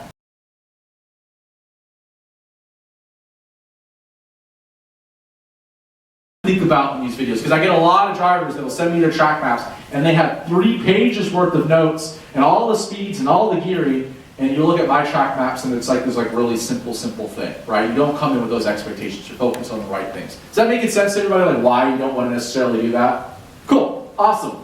So now, you kind of got your track map done, you've looked at the video, you've got an idea, and what you're doing on the video to build on your kind of question here is you're starting to look at where are they placing, the car as well. Like, is there anything that they're doing, like turn 7 at Watkins Glen, there used to be like this concrete patch, and that concrete patch was low grip. You can't tell that from looking at a track map. So then you're starting to look at these subtle things. Where are they placing the car at corner exit? Where are they placing the car here? And you're asking yourself, like, what are they trying to achieve there? You may not know the answer to that, but just walking through the process of observing it and trying to think through why they might will help you build up to that limit and help you build up to like the right thought process to get there. And then you can go and ask drivers as well, and people will give you kind of their insights. Don't listen to everybody. Oftentimes your friend in the paddock probably doesn't know what they're talking about. But just sort of observing, asking yourself why will help you get to that point. It just really, the end solution is just a lot of time and experimentation, but you'll be 90% of the way there just by studying good drivers, asking yourself why, and looking for the right things. So does that sort of answer your question? Yeah. I know it's not perfect, but there's not a good answer to that one, unfortunately. Yeah, no worries. Cool, awesome. Pausing for a sec here. Everything making sense? Anyone think this is full of crap yet? That's really disappointing. Come on, guys. So just a really quick summary of how I build up to the limit. I start with that track map and videos to understand my line corner priorities. That's where it starts. Then when I'm on the racetrack, I start with conservative brake zones. I figure out my kind of correct lines and sight pictures and my minimum speed locations. A lot of that I've already figured out before I get there. I then get a feel for grip in threshold braking zones. Remember, I'm still braking early and conservative. I'm just braking harder and harder and harder until I get to the ABS or lock-up tires early in the brake zones. Late in the brake zone doesn't count. Early in the brake zones. Why does it matter about early in the brake zone? Anyone know why I want to get to the limit early in the brake zone? Time to recover. Time to recover, a little bit. There's another reason though. Every car, I don't care what you drive, has some little bits of arrow. Some little bits of arrow. The faster you're going, the more that arrow is working. So we have more grip early in the brake zone than late in the brake zone. So later in the brake zone, if you go watch Formula 1, you more often than not see cars locking up later in the brake zone because the grip levels actually decrease the slower you go. It's small in production-based cars, but it still matters. So number one, What word did you use? what's that? What was the word you used? Aero, like aerodynamics. Aerodynamics. Sorry, yeah. So again, most of us don't drive a heavy aero car, but we have some aerodynamics. It has some, right? So you have a little bit more grip early in the brake zone. But there's a second reason. Remember those 5 brake zones? Remember how every single one of those had a quick ramp up, had peak brake pressure early in the brake zone, and then had a nice release? By working on hitting the brakes harder and harder and harder, and locking up early in the brake zone, you're naturally setting yourself up for that nice peak early in the brake zone and a nice release off of it. What we're avoiding is getting deeper into the corner, realizing, oh man, I didn't brake enough, and then having to add brake pressure and jack up your weight transfer at the turning points. It also sets yourself up for better weight transfer. Almost always, once you're releasing off your habit, you need that nice release, not added brake pressure. So just good technique, but also from a grip perspective, you've got more grip early in the brake zone. Does that make sense? Yeah? Awesome. So, once I've got a feel for the level of grip, my next thing is that exit reference point and full throttle application point. How early can I get that? Once I've got that, I'm working on that, get the F off the brakes, roll more speed until one of those things breaks, until I'm late back to throttle, late back to full throttle, maybe I missed the apex point by a little bit, now I know I'm over the limit, then I figure my end of brake reference point, which is how I do that, get off the F brakes, and then the very last thing I'm working on is working on my initial brake zone. That's the process for how you work up to the limit, okay? And a lot of DE drivers, I get this a lot, we're like, Dion, well, you're a race car driver, your sort of level of risk is different than mine. Like, you can crash, I can't. No, I can't. I'll get fired in 2 seconds if that happens. So this process, what my job as a race car driver is to go as fast as I possibly can without fucking up. This is what you want to do as well. It's the same process, right? If anyone ever tells you like the way to drive in DE is different than how you race, that is bullshit. That's not how it works. We're all trying to achieve the same thing. Sure, the margin and acceptance of risk is maybe a little bit different, but my job is to be as safe as I can and not crash as much as I can. That's the process that we want to do that. So it's the same for DE drivers and racing drivers. Cool? Alrighty. That's pretty much it I've got here. I think that was everything else. Yeah. So, any questions on any of that? Is it all making sense? Something not making sense? Too much information? Just trying to absorb? Go for it. Going back to, why did you choose to coast? That means there's still more speed available in that area. Like, why wouldn't you, find a throttle or the road? Let's build on that. That's a great question. So, the question was like, why did I coast? If I was coasting, maybe there's more speed available. So, you come into a corner, you've overslowed. You know you've overslowed. By applying throttle, you now have this whole new variable. The whole idea of a minimum speed location disappears. If you don't have your minimum speed location, your corner priority is all jacked up, right? Like you don't know if you don't have a corner priority, if you just turn to the corner and you say, ah shit, I've overslowed, you get back to throttle too early. What ends up happening is you drive through the corner on throttle, right? Does that make sense? If you drive through the corner on throttle, what you're doing is essentially turning your car into, the visualization I give, like a speedboat on water. You get to throttle, the weight comes back, the car squats, and you have this like speedboat, the front's just in the air. You have understeer, right? Because of that. You've overslowed, you've gotten back to throttle, you've jacked up the weight transfer of your car, and you've got understeer. It's almost like you've just taken the peak ceiling of grip, like the potential of the car. If it's driven perfectly, here's the ceiling of grip, and you've just lowered it. Because you've now mismanaging the weight transfer of the car. Okay? So now you're probably late back to full throttle because of that. And you come back the next lap, you remember, okay, I overslowed. You come back the next lap, you do the same thing, you overslow, you get back to throttle, and the car's understeering a corner exit, right? What does your brain now remember the next lap? It remembers the last thing it felt. And remember getting out to the exit and being like, oh shit, there's nothing left. Like I can't roll more entry speed. You come in, you brake, you turn to the corner, you said, oh shit, I've overslowed, you get back to throttle, the car understeers, it's at its limited corner exit again. And you get stuck in the cycle. So the way to fix the overslowing problem is not by letting yourself accelerate early. By the way, what I'm just talking about right now, this is the #1 mistake grassroots racers make. This is it. This is like, if there's ever a holy grail in our sport, is don't fix overslowing by getting the throttle too early. Don't.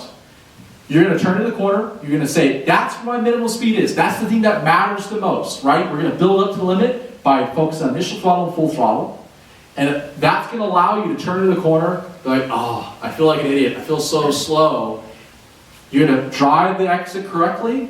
Your brain's going to now remember, your corner exit you had fine. You had plenty of room. You drove the car correctly. Now your brain actually remembers feeling like an idiot at corner entry. Now it's going to let you work on the get off the F off the brakes and roll speed into the corner, right? So #1, you don't want to use throttle to fix overslowing because of weight transfer and all that.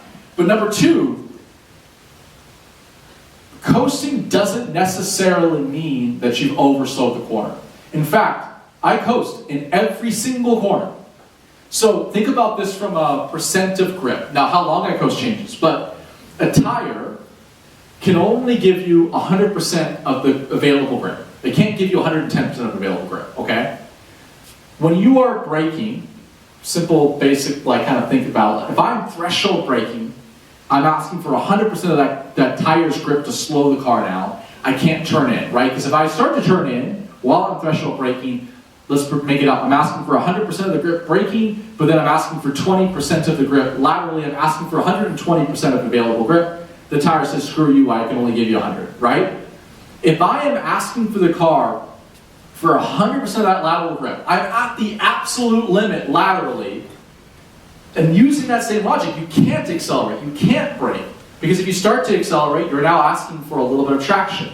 You continue to brake, you're asking the car to slow down. So when you're at the absolute limit, every single corner, you're going to have some level of coast. So if I go back to that video, right, like turn 2 here, you can see off the brakes, look how long, coasting, because I'm at the absolute limit of the tire there, okay? So how long you coast will change a little bit, but in every corner when you're at the limit, there's some level of coasting. The real big thing though, is if you don't allow yourself to coast, and you're overslowing corner entries, and you say, okay, I'm not allowed to coast, I always have to be on throttle brakes. I'm already too slow in the corner entry, and I can't get back to throttle till then. What am I just gonna keep braking? Braking to brake achieves one thing, continues to overslow, right? So the number one thing early on, like when I'm working with a beginner level driver, I am like, coast as much as you want. Coast forever, because I don't really care, right? All I care about is where she get back to throttle, where she get back to full throttle, because that's the foundation of how we slowly work up to the limit a little bit here. Does that make sense at a high level? I didn't know you were already at the limit for your tires. Yeah, but even if I wasn't, like lap 1, remember, so like lap 1 here, back in here, I am not at the limit. Like let's just go, hold on, let me go back to lap 1. Let's just take a look at speeds, right? So again, very first lap in the car, very first lap, on the track. Let's take a look at the speed, like 67 kilometers an hour. Now, let me go later just to compare it. Oh, hold on, sorry. 75, 77. So I was 10 kilometers off the limit. That's, more than 10%. What was I not allowing myself to do? Let me go back to this, lap 1.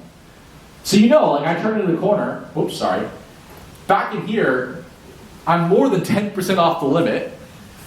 Back in here, like I feel like an idiot, I feel slow. I'm not allowing myself to get to the throttle. I'm not at the limit of the tire, but I know if I start to apply the throttle now, I'm going to take weight off the front end, the car's going to understeer, and then I'm going to be laid back to full throttle, everything goes wrong. So it's all related back to weight transfer. Probably more than you wanted, but does that make sense?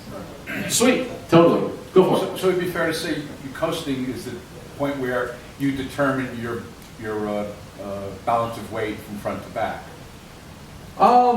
Sorry, repeat that question for me. I'm going to try. Yeah. Use those formulae, as I said. Yeah. So would you say that the period that you're coasting, like you said, coast as long as you want, that's the because obviously if you're accelerating, then the weight is clearly sitting with the rear, and when you're braking the front. So at that point, it's like I'm going to coast because now I'm able to control the weight transfer better and the transition from it before you start to accelerate. Yeah. Move backwards. So look, there's some experimentation here. Like that, there is a reference point that I build up to figuring out the end of brake zone, figuring out where I want that.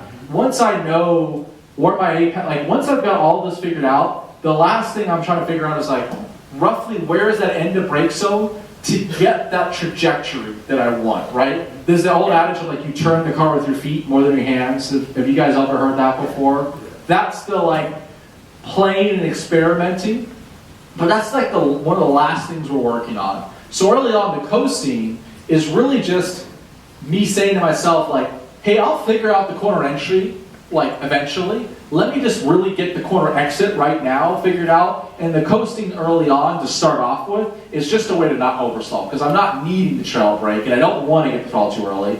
But then as I'm approaching the limit, you are right. It's me now trying to adjust the balance of the car, which between trail brake and coasting, what do I need to get it to do what I need it to do? Does that make sense? And I have a follow-up to that. I don't use an analyzer, never have. But Yeah. I've never actually examined it as much as I'm watching yours.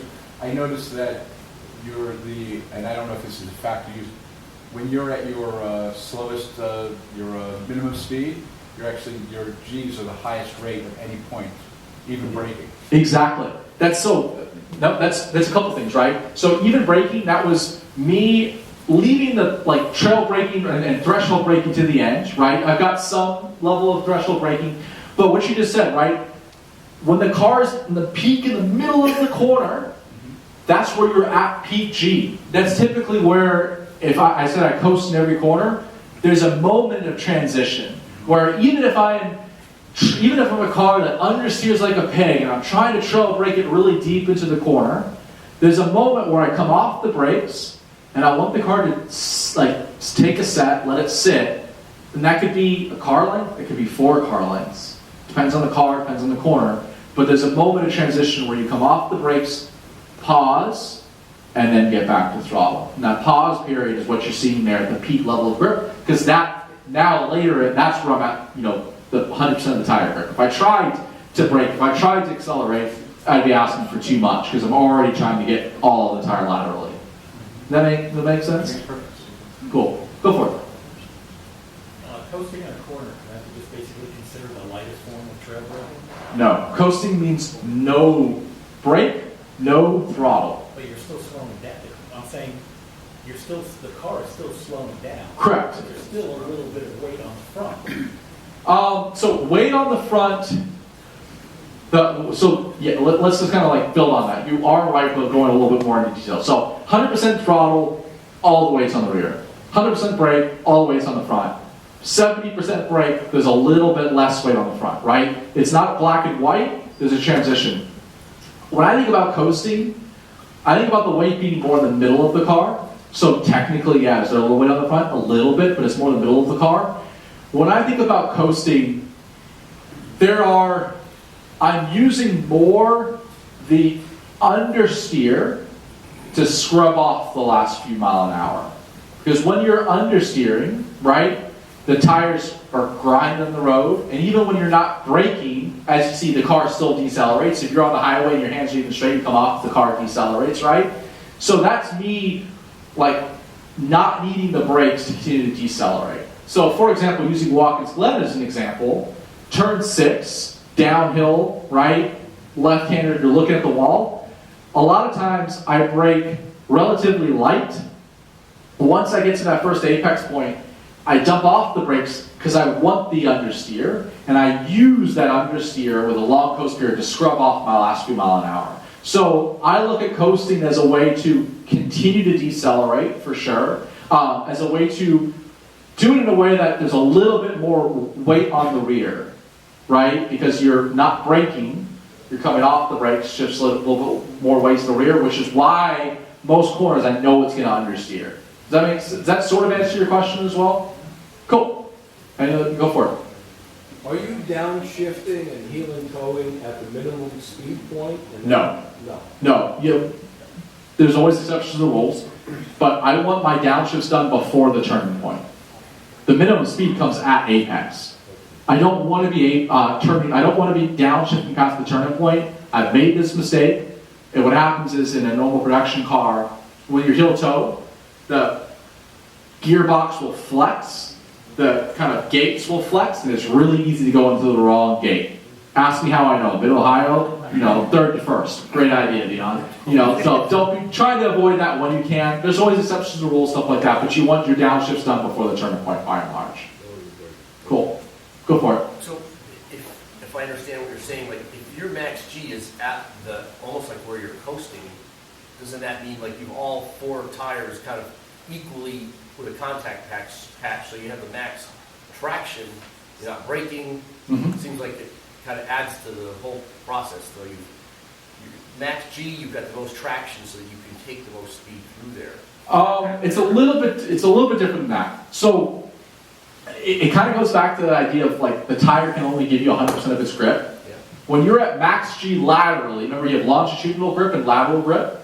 By and large, tires don't like to do 2 things at once. They don't like to slow down and turn at the same time. They like to yell at you when you do that. Now, you kind of have to do it a little bit, but when you're asking for 100% lateral grip, you can't ask the tire to accelerate or slow down as well, right? If I'm at 100% of available grip laterally, and I try to accelerate, I'm trying to ask it for 150% of potential grip, and those rear tires are just going to spin because they're like, you're asking for too much, you're going over the limit.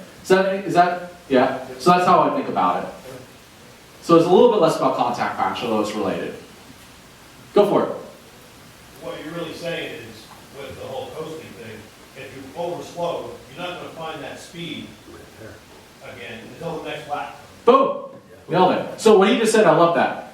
If you've overslowed, you're not going to make up for it. You're not going to be able to do anything about it until the next lap. The only way to fix overslowing is by focusing on the brake zone. Don't let throttle fix overslowing, because that's what jacks up weight transfer. We miss our whole minimum speed location, like the root of how we build off of things. So I think it's a great, I'm going to steal that from you even. Cool. Any other questions?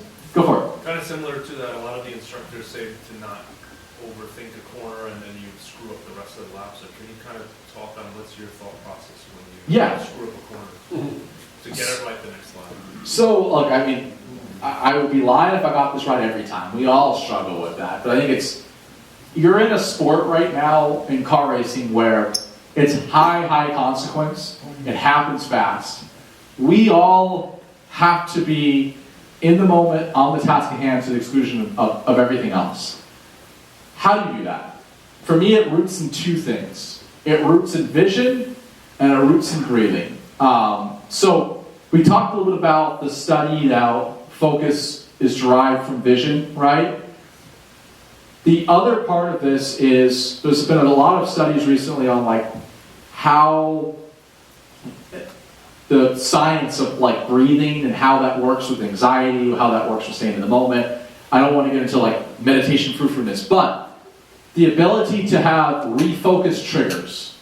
For me, like how I get ready before a session and how I refocus myself in the session, I have a mix of breathe, and then I have a sort of my own like little thing. For me, it was always in the moment, on the task at hand, to the exclusion of everything else. I don't have time to tell myself that on the racetrack, right? Things are moving fast. So what breath allows you to do is it allows you to be a little bit more self-aware of what the hell's going on up here. Like, I don't know about you, but there's been so many times in my career where I didn't even realize that I was thinking about that screwed up corner for 3 laps. Like, it didn't even register until I came off and I was like, oh shit, like, yeah, that was bad. I was thinking about that too long. So by focusing on your breath beforehand, it allows you to build this like self-awareness. It also hits your parasympathetic nervous system, which relaxes you, picks your eyes up, helps with anxiety, helps with everything that we want to improve on as race car drivers. So number one is building in a breathing technique before you get out there, because every one of you here is an athlete. Like, driving a race car is a sport, treat it that way, okay? Spend some time when you get in the car, work on your breath, because if you can't do it when you're parked in the paddock, you're not going to be able to do it while you're going 150 miles an hour out there, right? So number one, have a breathing routine. That'll make you more self-aware. When you start to deal with, shit, I broke too late, I missed that apex, you need to be aware of it first, but then you need to have the ability to refocus yourself. For me, and this is like, everyone's different here. What works for me in this situation not necessarily going to work for you, but I think it will. I root back to breath, and then I get back to what's my next reference point. Because you've ever heard like a race car driver interviewed, and they have a pressure in the last lap, and they're like, how did you stay focused, with all the pressure? And they're like, oh, I just hit my marks. Like, have you heard that kind of phrase before? What does that actually mean? Is they were just like, okay, initial brake zone, to turning point, to apex, to exit. You're just sort of flowing from one reference point to the next, from one reference point to the next. And if you are aware where my eyes should be looking, that direction, focus. So anytime you're like thinking about the corner you screwed up, quick breath, what's my next reference point? Where are my eyes looking? That's what I get right back to, and then just trying to find that flow of reference point to reference point to reference point to reference point. It's just this one big loop. All you're doing on the racetrack, you come out of a corner, you've got your exit apex point, you're looking for your next initial brake zone. From there, you hit the brakes, you're looking for your turning point. You just get the car oriented, you're looking for your apex. You get the car oriented, you're looking for your next exit apex. You get out to the exit apex, you're looking for the next initial brake zone. Corner after corner, lap after lap. That's the thing that gets you lost in that zone. So anytime you're thinking about anything else, come back to where my reference point should be. What's the next reference point I'm looking at, and just try to really hyper-focus on the next reference point. Does that make sense?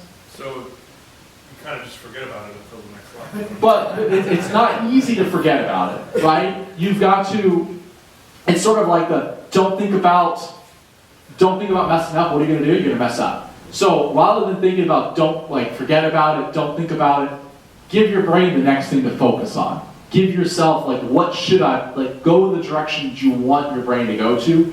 take a breath, and then get back to the initial brake zone. So yeah, I am forgetting about it, but I'm doing it in a way directing focus. Because if you don't direct the focus specifically, you're just going to think about what you're not supposed to be thinking about. If that makes sense. Yeah, it's a hard one, right? It's a hard one. I struggle with it, everybody struggles with it. You just try to get better at it. Some days are better than others, but trying to think about where should I be focused will help. Go for it. I know you're kind of covering off all this stuff is, when I'm looking at you, listening to you and looking at this is the ideal world. I'm the only person on the track and I've got all this clear space to go, right? But we're in a situation where we're managing, there's traffic, right? There's trains and all kinds of stuff. Can you give us just maybe some things to think about in that scenario? So yeah. So question is everything I've talked about today, ideal situation, qualifying, clear track, that goes out the window when we have a car that's driven poorly and 10 miles an hour and it's stacked up and we're in a line. What do we do in that situation? Number one is, you've all been told this, but don't be staring at the car in front of you. No, the main thing I'm focused on is, hey, I'm faster than this car's in front of me. I don't want to drive their lines. I'm looking for my reference points. Now, it can be hard to do that, but I'm looking as much as possible through the car in front, step one, and I'm looking for my reference points, my minimum speed location, all that type of stuff. I don't want them to influence me as much as possible. Sure, I might need to brake a little bit earlier. Maybe I can't roll in the same amount of speed. Maybe my minimum speed, it changes a little bit, but by and large, I'm trying to not let my minimum speed location change either. I'm just trying to drive my lines and then stay in that moment. And then when I get that one clean corner, I'm ready to execute, right? There's not a lot you can do in those lines other than control what you can control. Eyes looking through the car in front, drive your lines, don't fall into the trap of just getting sucked in behind them, because then you end up just sort of this wasted session where you're driving way off the pace and you're not really, making use of maximizing your time. So there's not a lot you can do other than focus on yourself and your own reference points. Thanks. Yeah. Was there a question back there? I've never really heard anybody, you started touching on mental training. Yeah. And I've been to a bunch of these things and I really never hear anybody talk about it. It applies to any sport. All great driving, shooting, whatever you do, has to happen, they said. And that's something I've been working on. In the subconscious mind, because the conscious mind can only do one thing at a time. Mm-hmm. And especially when you start going about driving race cars and stuff. So much has happened at one time that you can't possibly be concentrated on everything you're supposed to be doing in your conscious mind. Mm-hmm. So it has to happen in your subconscious mind. Yeah, 100%. I mean, the mental side of the sport is my passion. There is. Oh, I love to talk to you. Yeah, I mean, I can talk really quick, not to bore everybody, but early in my career, I was a driver that struggled more with qualifying than anything else. And I grew up racing with the Taylor brothers, Wayne, Ricky and Jordan Taylor. They're IMSA drivers, or friends of ours. We grew up karting together. They're South African, we're South African, so we kind of knew each other really well. And at the time, their dad was racing IMSA, and his teammate was Max Angelelli. And Max is this Italian guy, and he's a part owner in this gym in Italy called Formula Medicine. Formula Medicine used to train Senna. They trained almost every single Formula 1 driver, every single DTM driver, all that. So when the Taylor brothers and I transitioned to sort of pro racing, they sent us over there for a week-long training camp. And the first thing that we do, we arrive in Italy, we get to their center, and they have physical and mental side. The physical side was meh, but their mental side was really cool. They sat us in this room with these simulators. It's 9 in the morning, we haven't worked out, it's an air-conditioned room. We're in these gaming simulator chairs, and they have these 2 buttons that we press. And we have 5 video games that we essentially go through. The first one was a pure reaction time test. Green to red, how quickly could you hit it? The second one was it would flash the word red, and it might be written in the color, written blue. You have to do true, false, as fast as you can, but as accurate as you can. And there's a few other tests. So of course, at the time I was 18, Jordan and Ricky are next to me, let's get after it, right? Let's compete here. So we're sitting there and we're going. It's a 5-minute test, and we go through it. the guys come into the room, they're like, okay, so let's talk about your results. You guys suck. So here's the, Timo Schneider, here's Vettel, here's you guys down here. Your reaction times are slower, your accuracy is slower. And by the way, do you know what your heart rates were? About here, there's a heart rate. We're all wearing heart rate monitors. Remember, we're sitting down 9 a.m., chill in like a lounge chair. Our average heart rates were like 156 beats per minute, right? This is what are we doing? We're like, let's go, right? And what are we doing? We're tensing up. We're ready to go. And when you tense up, you move slower. Smooth is fast, right? All that type of stuff. And there's a whole kind of part of this where not only is the high heart rate bad because you're tensed up, but your physical body taxes your mind, right? The more tired you are physically, the more your mind breaks down. And there's this whole study on what they call mental economy, where the best drivers in the world, the gap between their qualifying pace and race pace is lower than anybody else. And it's because they're able to achieve their qualifying brutal pace with a lower heart rate. And when they compared our heart rates to like Vettel, he was like, 70 beats per minute, 60 beats per minute, like literally 100 beats per minute lower than us. And that's where they kind of talk about this idea of meditation, breath, and they go into the science behind it and how the parasympathetic nervous system and how you kind of activate your subconscious mind, all the things you're talking about. So I know it sounds like frou-frou, but it's all built in science. If you guys like to learn about more about that, I love talking about it. But treat yourself like you're an athlete. Be physically fit, because that's going to help you on the racetrack. Focus ahead of time, because if you had a stressful work call, if you had some family stuff, that should affect you on the racetrack. And we're in a sport where there are consequences, and just taking a minute to breathe before you get on the racetrack is so important. By the way, when I get in the car, I'm not trying to visualize anymore. I'm not trying to think about what are my session goals anymore. Too late for that. When you get in the car, it's about being present in the moment. It's about turning off the mind and letting yourself go out there and do it, right? So number one, focus on breath. Building on that, every time you're on the racetrack, I should talk about this, but I forgot. You need a plan. You need a plan for every corner. What am I trying to do in this corner? You need a plan for what am I focusing on this session? And that should be one or a maximum of two things. I don't want to hear a whole list of things. If an instructor sits next to me, like, what are we focusing on this time? It should be something like my consistency of where my minimum speed comes in turn 3, and I want to work on an earlier brake release in turn 5. It's not a paragraph of notes. It's not saying I want to hit a 146.7. That's an output. Focus on the inputs, okay? So every session you're on track, you need a plan. Every quarter, you have to have that plan, the priority. And every weekend, you need a plan. Like, go into this weekend, what do I want to achieve? What do I want to get out of this weekend, right? Having that will help you avoid just driving aimlessly out there, just kind of going out there and pulling laps. When you're out there just like aimlessly driving, that's where we lose focus, that's where shit goes wrong. I know it sounds like it's homework to have a plan, but it's really what kind of leads you to progression. So it's really, really important as well. Cool. Any other questions? Oh, you go for it. Do you have any curb strategies, warnings, or cautions, or advantages? A curb? Using curbs, yeah. Using curbs? Look, yeah, it's a good question. Using curbs, it's very car setup dependent. There's some weekends in the same car I'll use a curb or I won't use a curb. By and large, if I have a nervous rear end, if I'm nervous about oversteer, I'm typically going to stay off of a curb because that's just going to typically upset the car more. If I've got this, like, the car is plowing, it's got a shit ton of understeer, I want to probably use the curb. At a high level, if you think about apex curbs, if I can use the curb and it doesn't upset the car, I just gained a few feet of track radius, right? That means it's faster. It means the corner's more open. So if you can use a curb and it doesn't upset the car, it's just a flat curb, you should be using it because you've gained radius, you've gained track space.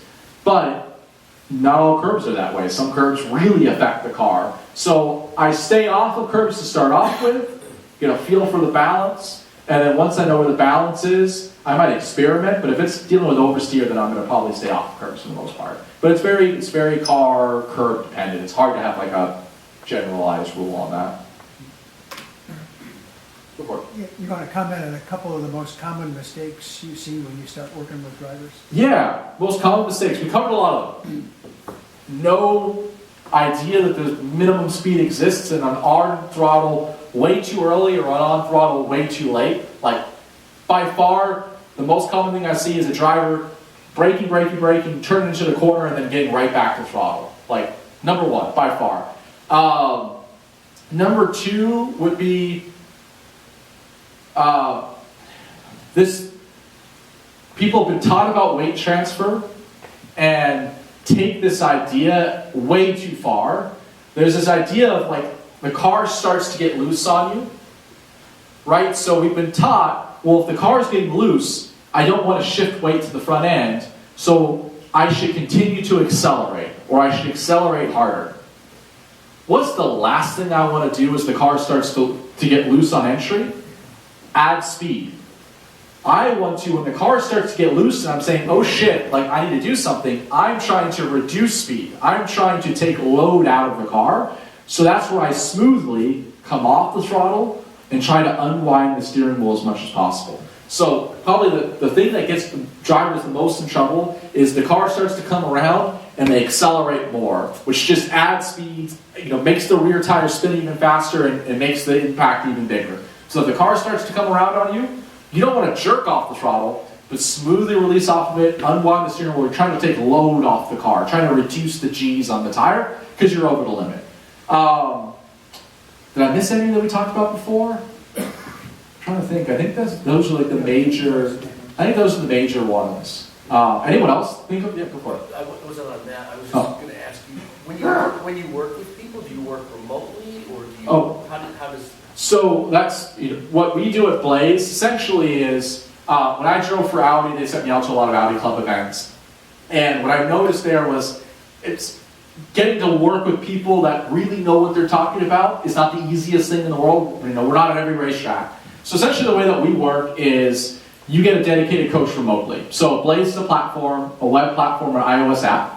You pick your dedicated coach. I curate every coach on the platform. So for example, Ricky Taylor is a coach on our platform, Mike Skeen. They're all they've not just done it at the highest level, but they can coach at the highest level. So every coach has to do a practice coaching session that I review.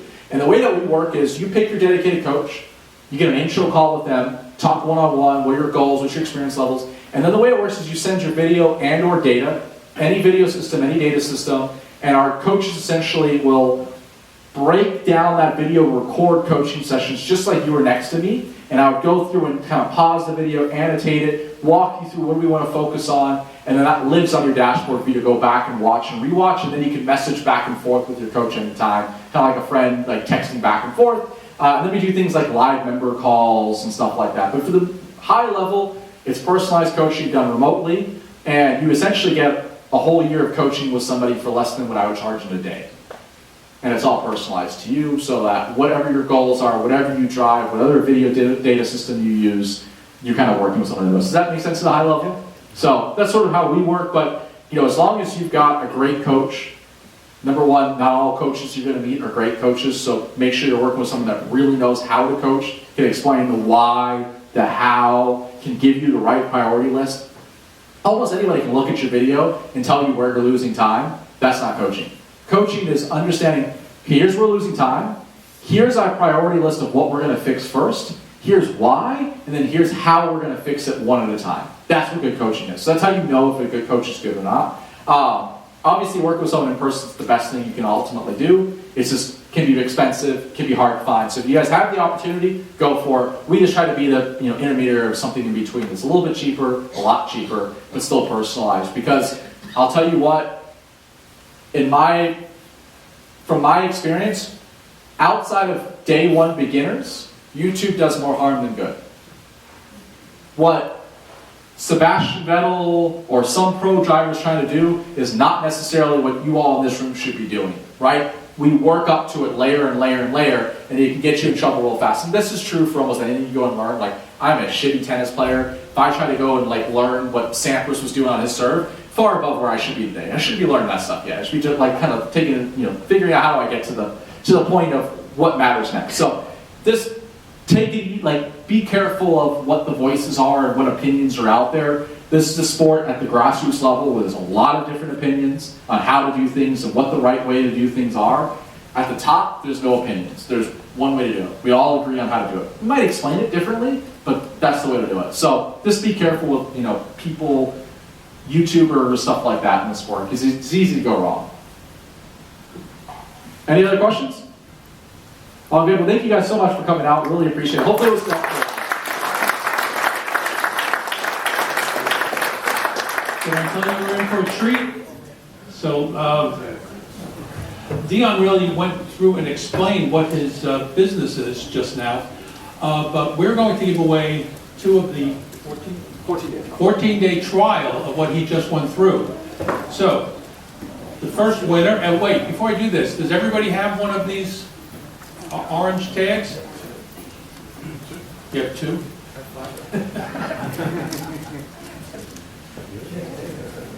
Early and often. Okay, so everybody has it? And when your name's called, please go over to see Brett all the way up. Brett, could you raise your hand there? She's got to take down your name and your email address so we can get you registered with Dion. First winner is number 2116. 2116? Got one there? Yeah. Congratulations. Go see Brett.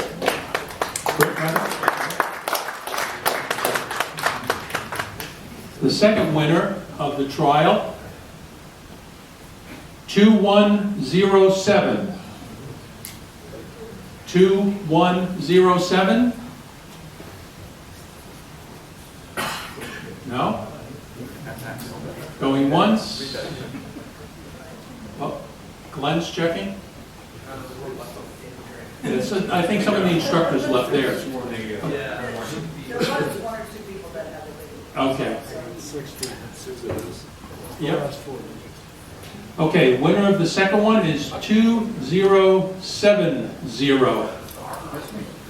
Hey, congratulations.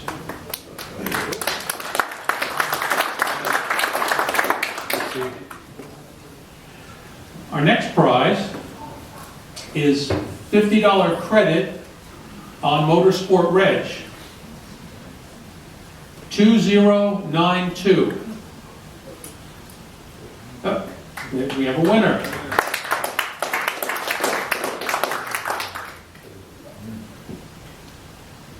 And the next prize is $100 credit.